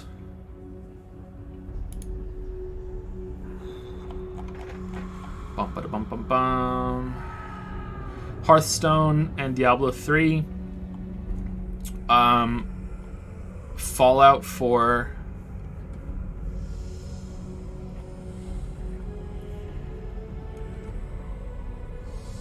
And Prey. Yeah, those ones. Yeah, so let me go through it again. So Hearthstone. So I know someone, a few people at Blizzard watched the videos that I did on their games. I know some people at Bethesda watched those videos on Fallout 4. Maybe Tomb Raider, I'm not sure. Darkest Dungeon for certain, because they talked about it in a Reddit post. The Witness, because Jonathan Blow hated the video. No idea about Naughty Dog or From Software's almost certainly not. No idea about Soma or Subnautica. Nintendo almost certainly not. Edith Finch, yes. Prey, yes. Hollow Knight, yes. God of War, yes. And then that one after that, Ashen, yeah. Okay, so the only one that's contacted me directly has been the game director of Prey, and he just wanted to say thank you. And none of them have come forward and wanted to discuss anything that happened in the video at all. There have been more people that have responded to it. You know, some developers have responded to it more in depth than just, you know, saying, just contact me and saying, hey, thank you. Darkest Dungeon devs talked about the video a little bit in a Reddit thread, and that was a little bit awkward for me, because I felt like, oh shit, you know, maybe I was too hard on it, even though I think I was fair. But I also cringe at the thought of them watching that video, because the audio is blown the fuck out on that video, on the Darkest Dungeon video. Like I said earlier, I don't expect a conversation from any of these people. One, because they're just so busy, and who the fuck am I? But also because they almost certainly know everything I've said already. There's no Curious George ooh moment as they're watching the video. Oh, I didn't realize that. Like, they know. It's just time constraints, budget constraints, upper management decisions. You know, I'll talk a little bit about that in 76 video. You know, this is not a the videos that are on YouTube from people like me and you know, Max Mitosis and Noah Cowell Gervais and all the other big boys on there. When we talk about the big AAA games, we're mostly talking to people who also play the games. We're not talking to the devs. You know, it's we're not saying anything that they don't already know. Almost certainly not. But the feedback is still valuable, because they may not realize what the impact is, or that their intentions may be off. But when it comes to, you know, hey, this didn't work very well, or hey, this boss kind of sucks, or hey this, hey that, hey this, hey that, they know. You know, most of the stuff that we point out is obvious. Or hey, especially me. I shouldn't speak for other people. It's been really cool though when developers have watched the video. Worlds you could have conquered, you had to choose. Such power wasted on a feeble imagination. What's going on here?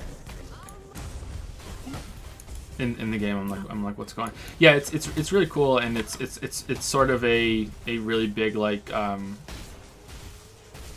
don't know, when people talk about this sort of thing, they usually say it's humbling, and I don't know if humbling is the right word, but I guess so. Maybe it's very I find it quite awkward. It's kind of like It was you I wasn't very fond of. you have an eye on you that you didn't have before, and it's kind of like, ooh, you know, like I hope I was respectful, you know, because that's what I try to do in almost all the videos. There have been a couple times where I've crossed that line, but I always try to be respectful. I don't want to be that kind of angry, like, what the fuck, you know. Even in No Man's Sky, I think that I was mostly respectful, but I did cross the line a little bit there. I've tried. Yep, I think that's all I can say about that. Sorry that I can't give a longer answer, but there have been no discussions that have gone on in response to it. Getting a little tired? No, I'm okay. We might have to split it. We're not even halfway done yet. Yeah, I don't think we're getting through all of it, but we've been at it 2 hours now, and we've made a little dent, but we haven't.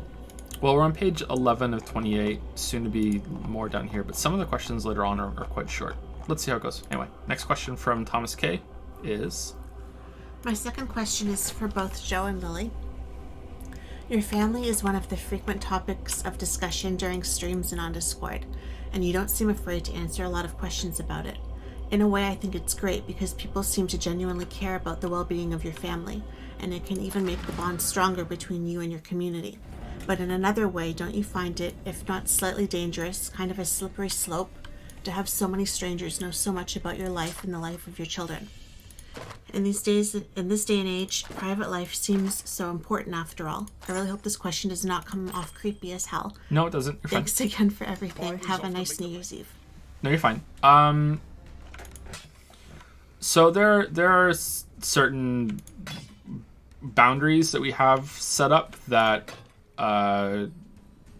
we think make it okay. We have discussed it in the past, and we do think that we're a little too forthcoming with information about the family and what's going on. And we would like to take a bit of a step back from some things. But I think so far we're okay. Would you agree with that? Yeah. I don't know, as things go forward, what will happen. Maybe there will be changes, but we weren't going to say anything at the beginning. We weren't even going to say the kids' names. That was our plan all along. even in our personal life, we're very private with the kids. I never share pictures of them or anything on the internet. Like I have shared 2 pictures of Finn on Discord, and one you can see the back of his head. He was a newborn, and the other one he was like a day old. It was the day he was born. So he doesn't look anything like that anymore. And I deleted them. And Joe tweeted a picture of Leo once and deleted it. When he was first born, it was like, again, he was a few days old. So we don't share pictures of them anymore, like what they look like now. I've never disclosed their full names. They have middle names and stuff. I've never said what they are.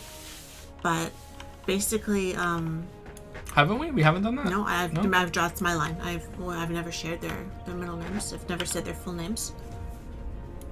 I feel like that's pushing a line. Okay. I thought maybe we had done that. Okay. No. And I don't know, we weren't going to say anything, and then for me, I had shared like a birth announcement and stuff at one point online in my personal life, and I found out that my mother and my sister-in-law had all shared it on with people, and they shared my post. And I found out that my mother was sharing information with friends she had made online that I don't know these people. And she was sending them pictures and audio and video and playing audio and video for strangers she, met at the bank, and, like different people like that. Different people she'd met more than once, but definitely not people that I know, So we weren't saying their names to any of you, and we weren't saying anything really at all about them. And it just kind of became kind of tainted for me, because I have no idea who might have a picture of my kids now, or knows their full names, or what time they were born, or like what hospital they were born. Like, After specifically asking her not to do it. we were so private, about not sharing pictures ourselves, and I had to go on and delete everything and delete those posts, but they still had them. So, and I don't know who might have saved them, or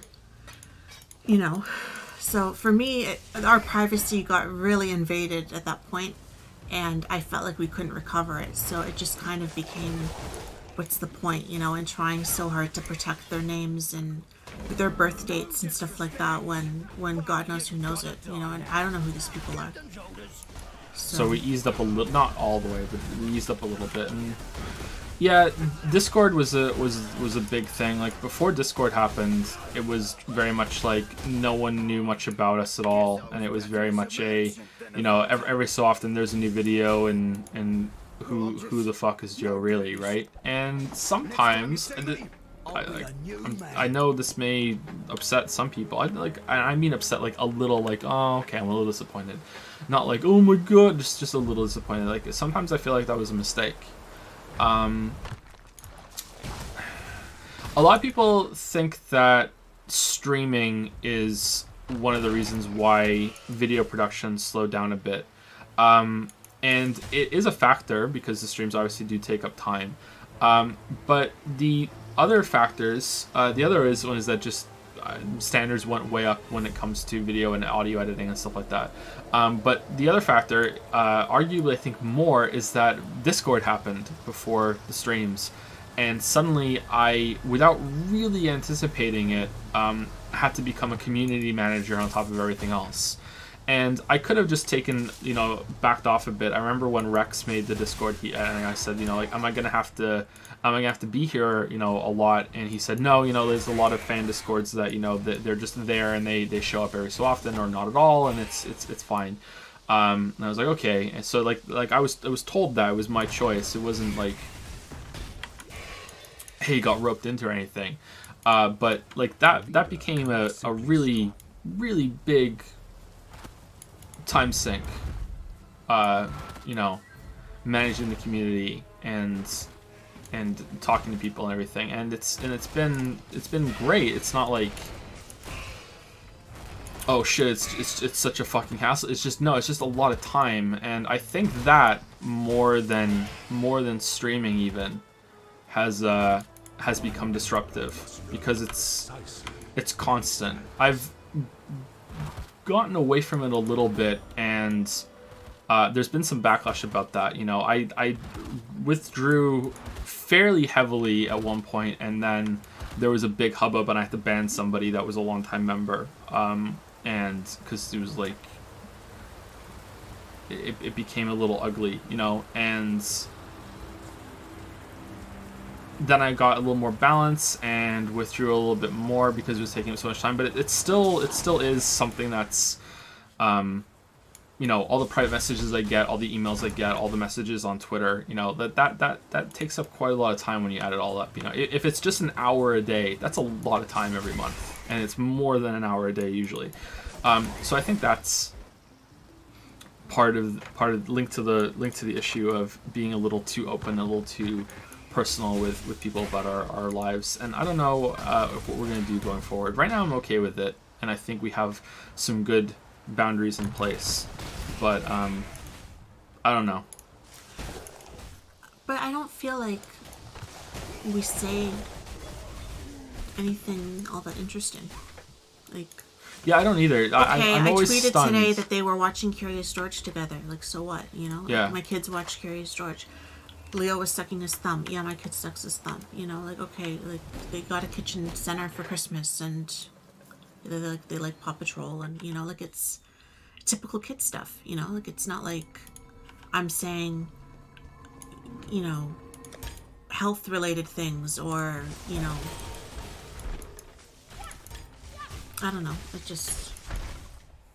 We don't share pictures and stuff, so for me, we don't share video. There's a lot of stuff we don't really disclose. There's, like, a lot of the stuff that we do share is mostly about us, you know? That's our call, you know, to make. We've spoken about how we met and our families and narcolepsy and bipolar and, you know, stuff like that. Like, stuff that I feel other people are going through similar things, so it might help them. Well, you know? yeah, that too. Yeah, I was just thinking that. How if anything, I've said too much about that. You know? Like, that's... How can I say this accurately without it being too far in either direction? I am a very, and I do view very minor internet celebrity. Very minor. I know celebrity is kind of loaded word, but yeah, very, very minor loaded internet celebrity.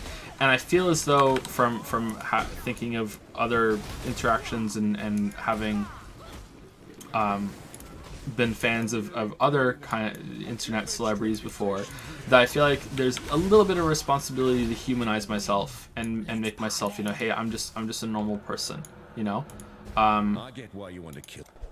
I feel as though that's something that I need to do and I want to do, and that's by talking about the kind of person that I am and the things that I go through, and hey, I'm just a normal dude, and I make mistakes, and I think that it's dangerous to present yourself as this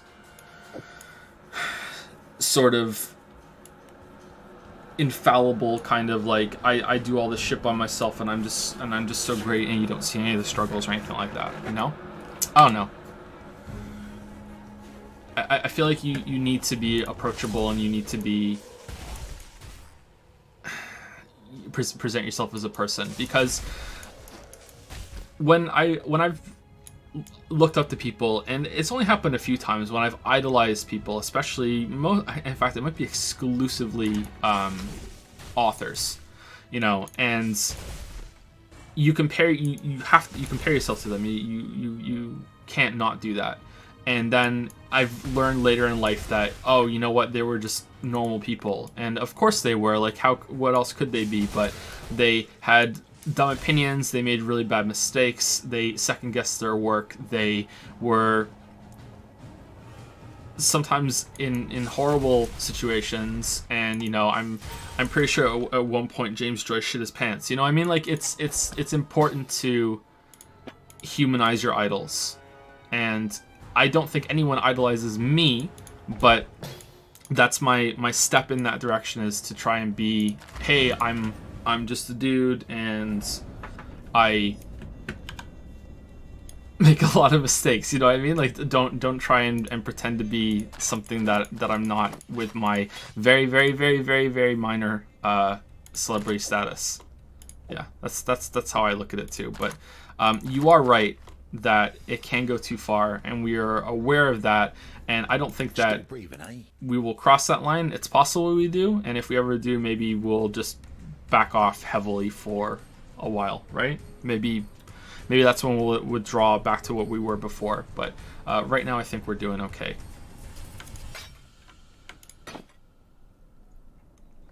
I just feel like a lot of these things aren't talked about often publicly, and even privately. A lot of things weren't talked about with me. So I don't like to shy away from a difficult conversation if something can be said about it.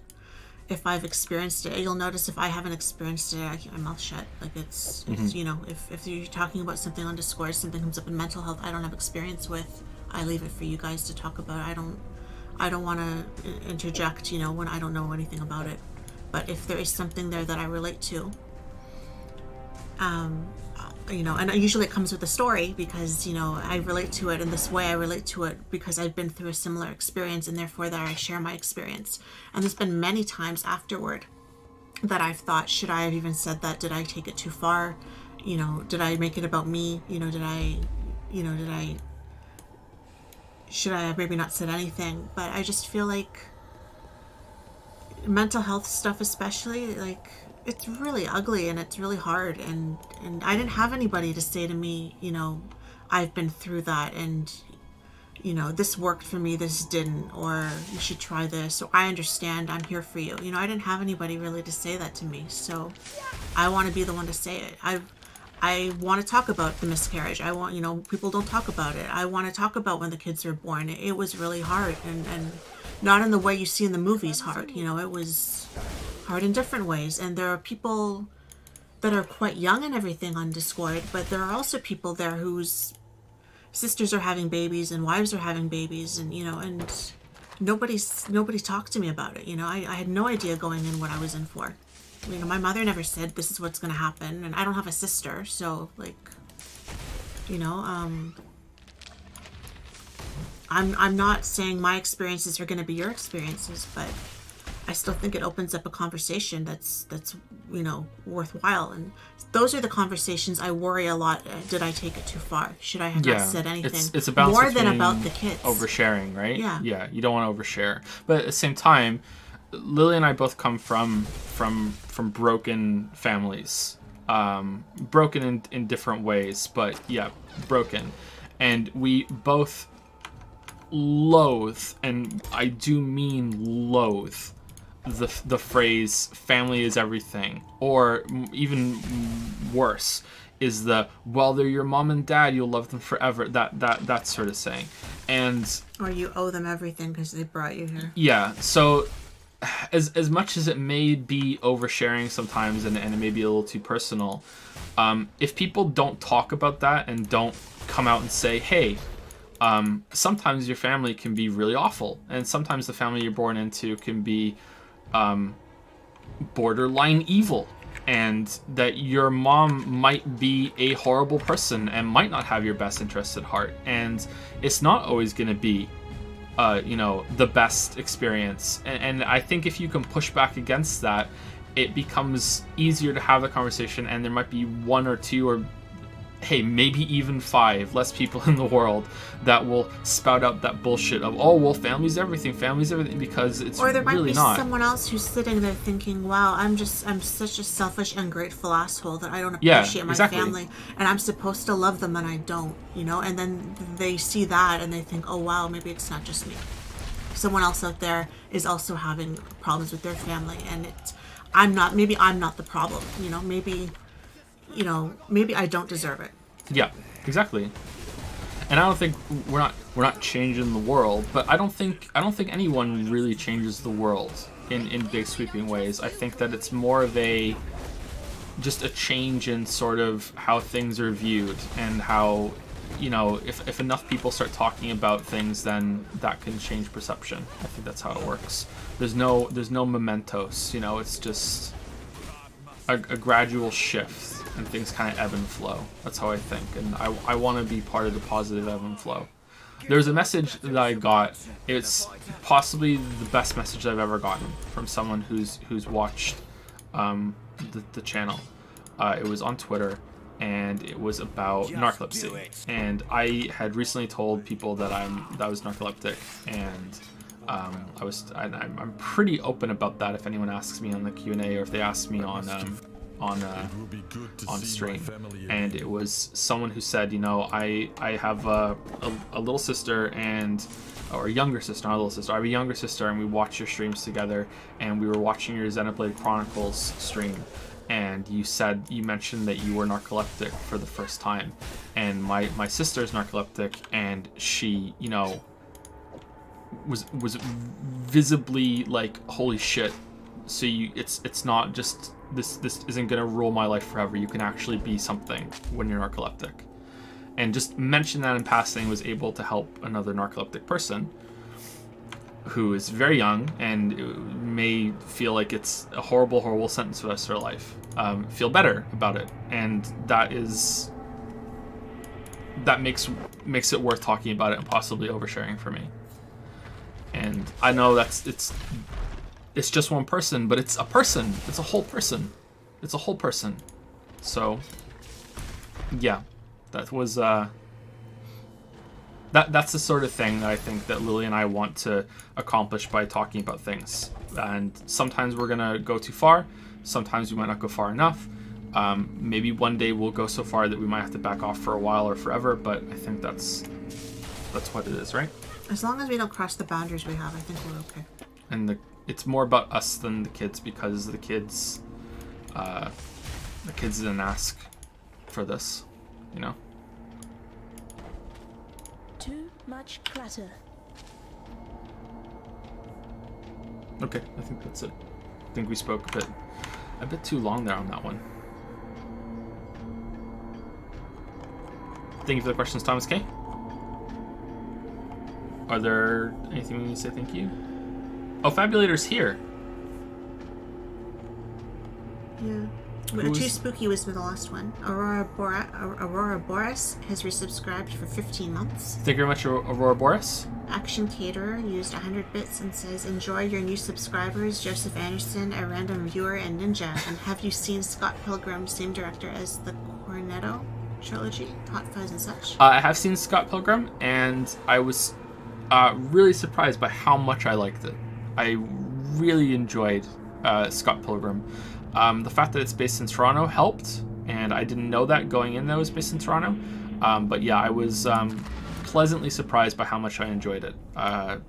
Michael Cera was a good fit for it, and it was very nerdy kind of movie, and yeah, I thought it was pretty good. He also says, he also used another 100 bits and says, also, who knows, Ninja might shout you out when he realizes he's subscribed to you for some reason. Fabulator K has resubscribed for 5 months and says, hello, Joe, it's been 5 months in the Dragon's Den. I missed the answer to my question. I will check them out later. Okay, I hope that you enjoy the answers. We tried. E for effort. E for effort, we tried. Thank you to Russian Nat, who used 1,400 bits, and it's a bunch of people from what I remember, but I don't remember what they were doing. Oh, Vohiho. Okay, that's a bunch of emotes. Russian Nat 1,400. But thank you so much. Thank you so much, Russian Nat.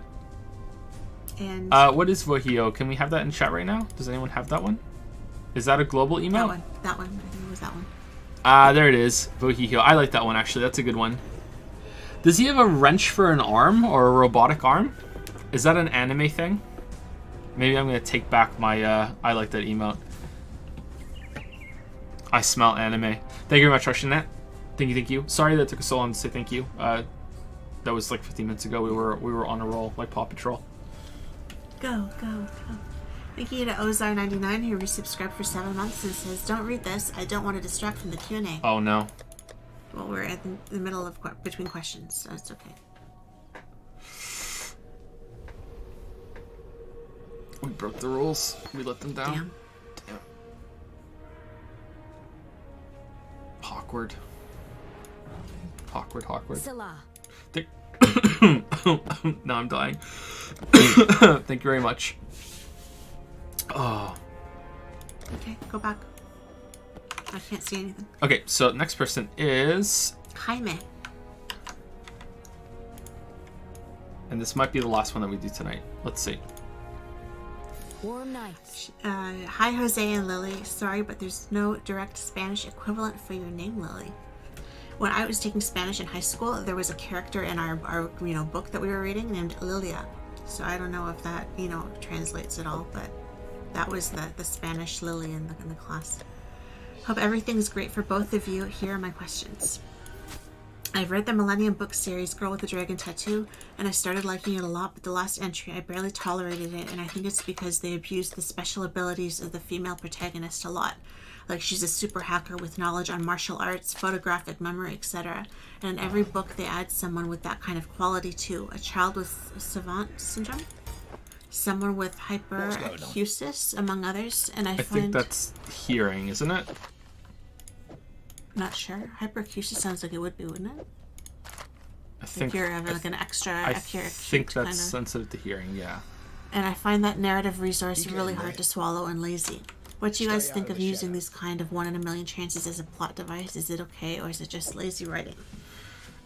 So it depends on how it's set up. I think that it's interesting, and it can open up some kind of storylines and some type of characters that you might not typically see that often. So I think that it depends on how it's set up. If you have a character that is really, really good at something, and you do not reveal that until it becomes relevant. So if your character is just an absolute great fighter and you don't find that out until page 455 out of 500 when there's a big battle and all of a sudden they become Bruce Lee, then 999 times out of 1,000 not only is your reader going to be pissed off, but you just written something that was really shit. Obviously, there can be exceptions if you build it up to be a twist or subverting expectations in a good way. Then sure, yeah.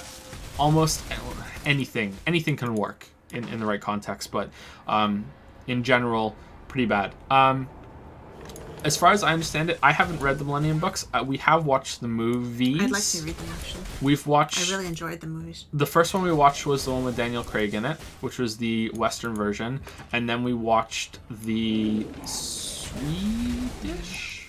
right? Yeah, it was Rooney Mara, and then it was Noomi Rapace or Rapace? I don't know how you say her last name. Yeah, and we watched those. And I thought they both really did it well, but they did it differently. Mm-hmm. We even watched it with subtitles. They played Elizabeth very differently. And we liked them all. I think I prefer the Western version of The Girl with Dragon Tattoo. I know that might be sacrilege, but I thought that the presentation was really good on that. So, but then I'm kind of a David Fincher fanboy, so maybe that's where it comes from. I really like that style. Sorry. Yeah, I think that it can be done well if it's set up in time and it's made clear fairly early on that this is the type of character that you have, and that they also have flaws, that they have negative qualities. There's kind of a pushback because it's politically charged, because of Star Wars, because everything's about Star Wars, that you're not allowed to call Rey and Mary Sue, because that's what a lot of people who hate Star Wars are calling her, and now it's become a political battle between the alt-right and the alt-left for some fucking reason. I don't understand why everything has to become a political battle. It's just a really shitty movie, guys. Like, can we just all agree it's a shitty movie and that Mary Sue characters are shit? Why does it have to become this big, huge fucking thing? I don't understand. But yeah, Mary Sue characters absolutely do exist, and I think that even men characters that are like that should also be called Mary Sues, because it's just hilarious. I don't think they should be called Gary Sues. I think they should just be Mary Sues. And yeah, when you have a character that is just, I'm great at everything, and I can do whatever I want, and I have absolutely no problems whatsoever, and look at me, I'm so perfect, and yeah, that's I like Mary Sue a really bad thing. You like Mary Sue characters? What context? Hold on. Like, I won't be mad yet. Some of my favorite characters that I've read in books have been the women who have it all. You know, they're wealthy, they're successful, they're beautiful, they can cook and bake and plant flowers, and they can do all these wonderful things, and, you know, they never have to exercise, and they never get fired, and, you know, they... Okay. All the women want to be them, and all the guys want to fuck them. Like But with those kind of characters, I find them so interesting because they're impossible to be. Like in real life, they're completely impossible. And I used to think that, you know, when I was a lot younger, oh, you could attain that, but you can't. Like let's be real. It's extremely unusual for you to be able to have all of those qualities and to that extent, and, you know, that nothing you touch, you know, you never fail at anything. You know, like that's not real life. So I actually kind of like them. There's been a lot of characters that have been, I would say, Mary Sue's that I'm kind of like, good for you. You know, that someone can do it.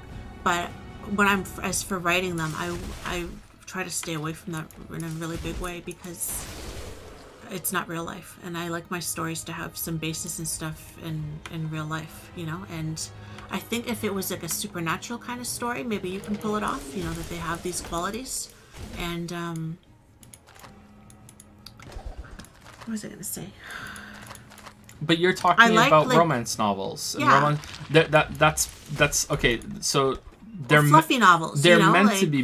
They're meant to be Mary Sue's, though. That's the reason why you like them is why most people. Yeah, that's the genre that they fit in. Yeah, that's right. Yeah. They're light and they're fluffy and they're perfect and, you know, they're easy. You know, like in many ways they're easy, but. I love the Bourne movies, but to me, those are like learned traits. He's not a Gary Sue, though. They're like, he's learned to fight. He's learned all these different languages. He's learned how to think himself out of weird situations, and, you know, and I love those kind of roles that are the kind of like the spy thriller roles. I'm like, I'll watch any of them, you know, like I'm really into them. I really think they're really something. And I'm really jealous that, you know, that he can do those kinds of things, even if just for the movie. Would you like to just be able to know how to fight just out of nowhere? If I could take a rolled up magazine and kill somebody with it, you know, if I could be able to speak and understand 10 languages, sure, why not? You know, that sounds pretty good to me. If I could drive like that and not die, that scene in the tunnel that time in Russia or wherever he was, like, that was a good scene. I love the Bourne movies. They're one of my favorite movies of all time. But I don't see that as being like Lisbeth.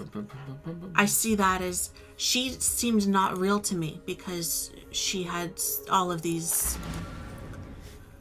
She was too good to be true in a way, you know, and I thought they balanced that out a little bit in what happens to her. That, you know, like she gets, you know, hurt, but like it's not an easy life for her. But at the same time, I couldn't relate to her the same way I could relate to a Mary Sue almost, because in Mary Sue you kind of expected it, whereas with her she wasn't quite the Mary Sue, but I don't think she wasn't Mary fluffy, Sue. You know. How to describe it? I think she wasn't planting flowers and baking cakes, you know, but at the same time she just seemed to be too good at everything, you know. And I think they try to make her more of a Mary Sue in the Western version. She seemed a lot more human in the Swedish version. Yeah, so I think it depends on how it's used. Like Lily likes it in the setting that I think that most people are gonna like it. Yeah, because these you know, the way that the books are written is that everyone is supposed to want to be this kind of person, you know, and I think it's really something when if you had a person who could actually do all of that, you know, and I've never met them. If they exist and they're out there, then that's awesome. But like I've never met a person who can, you know, basically just never sleep or eat or do anything and just have it all, you know, like it's you know, shit happens, you know, life happens. These people, you know, they never have to do any dirty work, you know, in these books. And that's a different kind of life than, you know, when I had to drop out of school and everything, like I was reading these fluffy books and I was like, oh, you know, check these women out. These women have it together, because I didn't feel like I had it together. So I was really into them at that time. I don't really read them anymore now, but they were some of I reread those books over and over again. They were very comfortable. And I don't get that feeling from the Dragon Tattoo and everything like that. And I don't get a Bourne vibe from them either. if they maybe had more of a backstory on how she learned to be that way, or if there was like a supernatural element that she had Well, maybe those they do in the qualities. books. We don't know. Maybe. I haven't read them, but from the movie I didn't get that. But yeah, I don't know. That's all I really got, I guess. I think the other problem might be that it's becoming too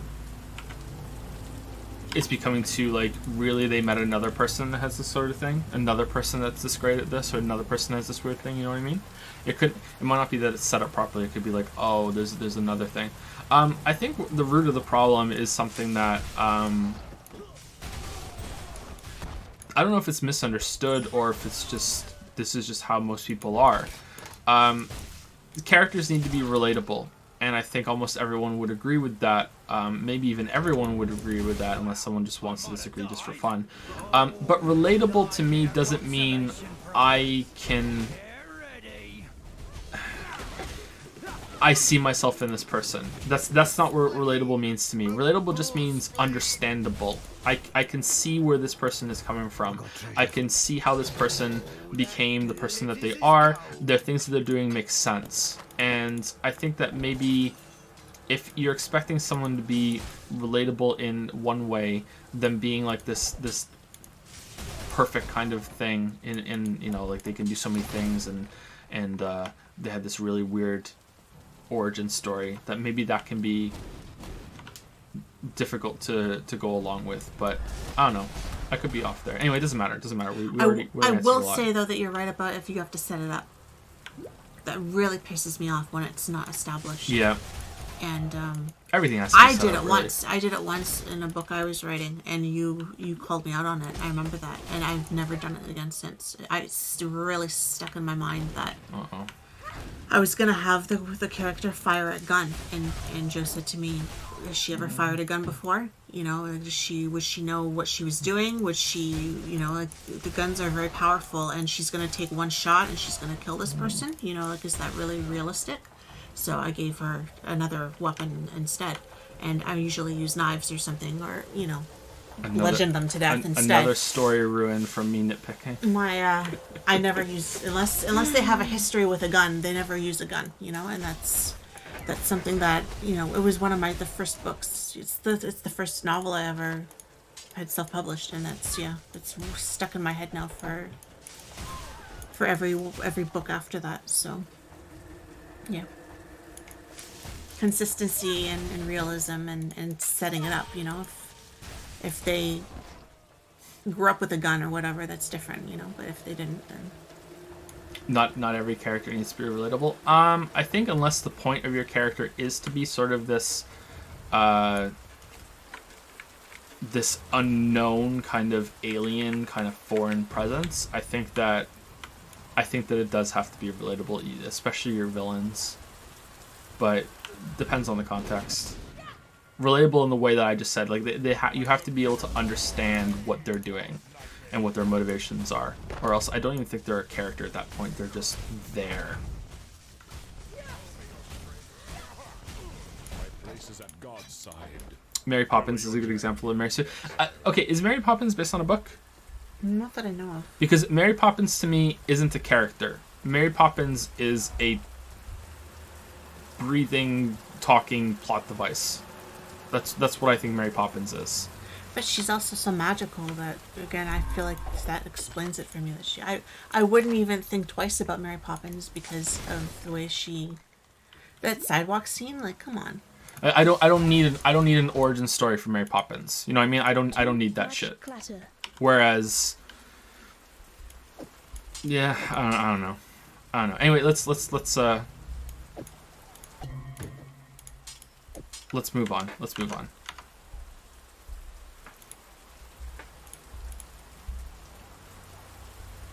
Are you planning on doing a best games of 2018 or something similar? That's it for now. I wish you both and your kids and pets the best year so far. Ciao. Yep, there was going to be a 2017 one, but I've canceled that now because I don't have time to go back and play two of the big games that I would need to make that list somewhat complete. But I am going to learn my lesson from that, and I'm no longer going to force myself to play every single big game that comes out. There'll be, if there's some small games at the end of the year that I haven't gotten to yet, or some small games that came out at the end of the year, like happened in 2018, I will finish them up. That's what I'm doing now for the 2018 video. So stuff like Return of Obra Dinn, Below, you know, like I want to finish up those games that I may have started already, or know that they're short. But for the most part, I'm aiming to hopefully do a best of the year video every year in January. It doesn't seem right to do it in the same year that it is, you know, like what if a game comes out on December 28th, you know, like there were some arguably 3 big games that came out in December of 2018, you know, after the Game Awards even. So one of them was hey, it's available for sale at the Game Awards. So I don't like that. So yeah, unfortunately the 2017 one's gone. But yeah, there should be. Although most people probably know what the list is going to be if they've been watching the streams. No idea if it'll be well received or not. I don't know.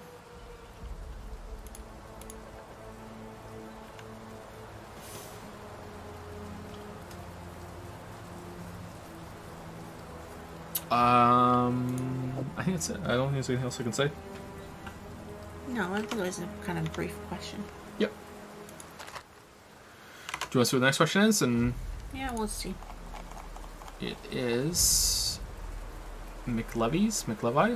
Yes, I don't know how to say it actually. Alright, that's quite the complicated question. Let's see.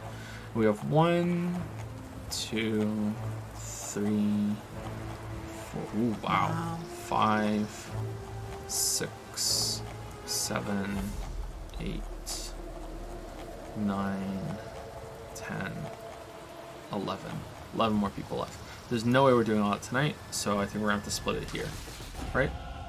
I think we can do 11 next night, whether that's tomorrow night or the night after. 2 in the morning is not too bad, right? No, it's not too bad. Kids are going to be awake in 6 hours. We're going to suffer a bit, but it should be alright. It's better than 4 hours. Yep, so I think that's it for us. I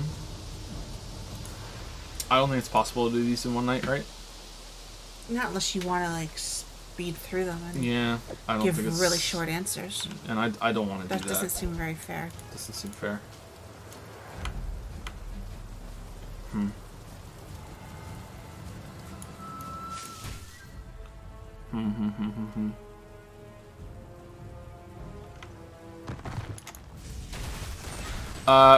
Quickly, were there any questions that were asked often in chat that we didn't get to?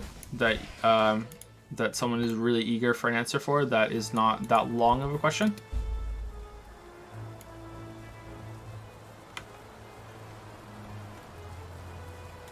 Any quick question like, hey, have you ever played this game, or has Lily watched this movie, or anything like that? There were a couple, but I don't remember what they were now.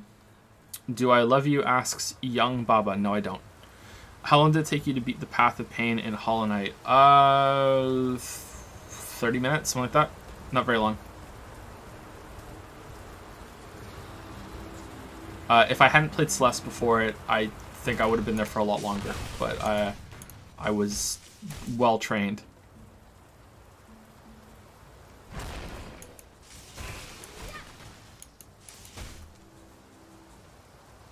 The last part took me the longest. I think I was at the last part for almost all that 30 minutes. Have I ever gotten into a fighting game? Smash Bros. Melee was the most I ever got into it, but I'm like just amongst my friends.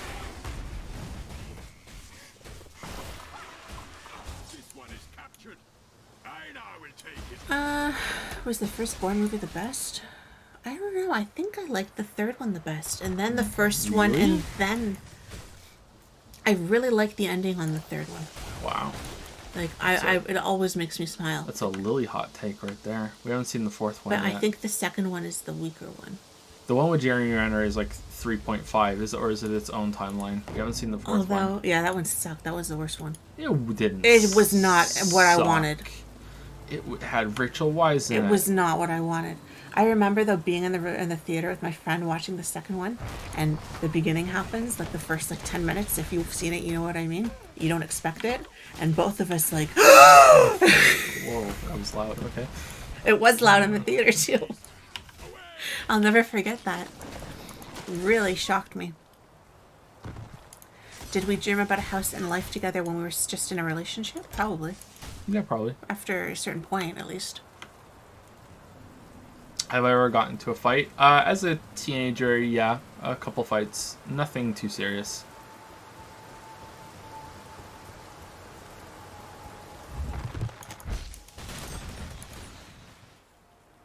Sorry, it was loud, but that was, you know. The most. That was honest. The most I was ever hurt in a fight wasn't really a fight. It was I got jumped by I was only 16, I think, maybe even younger than that, and there were a group of drunk 30-year-olds that decided to attack me and my group of friends walking down the street, and one of them clocked me so hard in the back of my head that I have an inch to a 2-inch scar on the back of my skull from that. He had a ring on his hand, or he had a knuckle duster or something. I'm pretty sure it was a ring, though. I don't think he would carry around a knuckle duster. Although it was Britain, and it was a drunk fucking hooligan, so who knows. My dad wouldn't take me to the hospital because it was a Friday and it would be too busy. The things you think you look back at when you have a kid, huh? Yeah.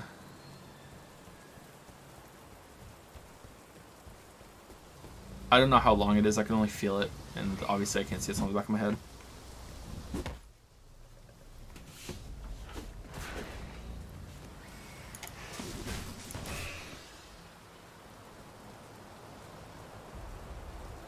All right, good time to stop. No, any more questions? Any justice? No, they fucked off right away. It happened literally right outside my house. Like we were walking down the street that my house was on, but we weren't going to my house. We were walking past it, going to take the girls that were with us home, and it happened like literally across the street from my house. And as soon as it happened, I remember looking back. It didn't hurt right away. It was just kind of hot and numb in the area. And I remember looking back, and I looked at the guy who was completely wasted. He couldn't even stand. He looked as stunned as I did that I received it. And I just looked at him and went, what the fuck did you do that for? And then I walked across the street to my house. And then I think they realized that I lived nearby, and they were like, oh shit, and they just fucking ran. When will you last see your beautiful face again? Probably in the Witcher video. When I talk about the books, I think they'll be face cam. Maybe. I won't promise anything. We'll see.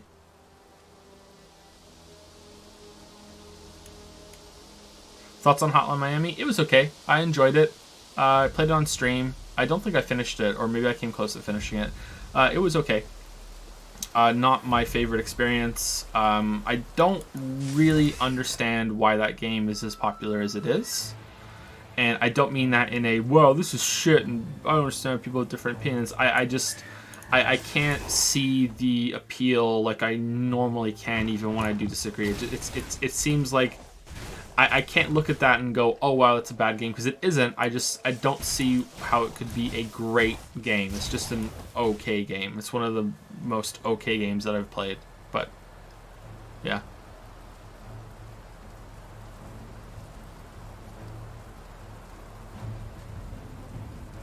100% the music and the aesthetic. Okay, that I can understand, but most people say it's the gameplay. It became an indie darling because when it came out. Okay, that makes sense too.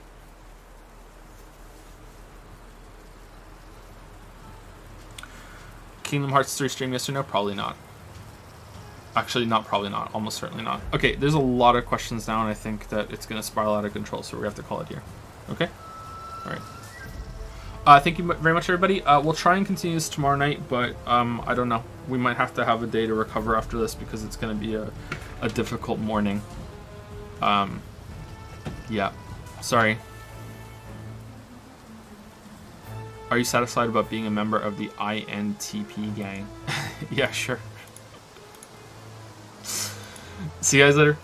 Bye.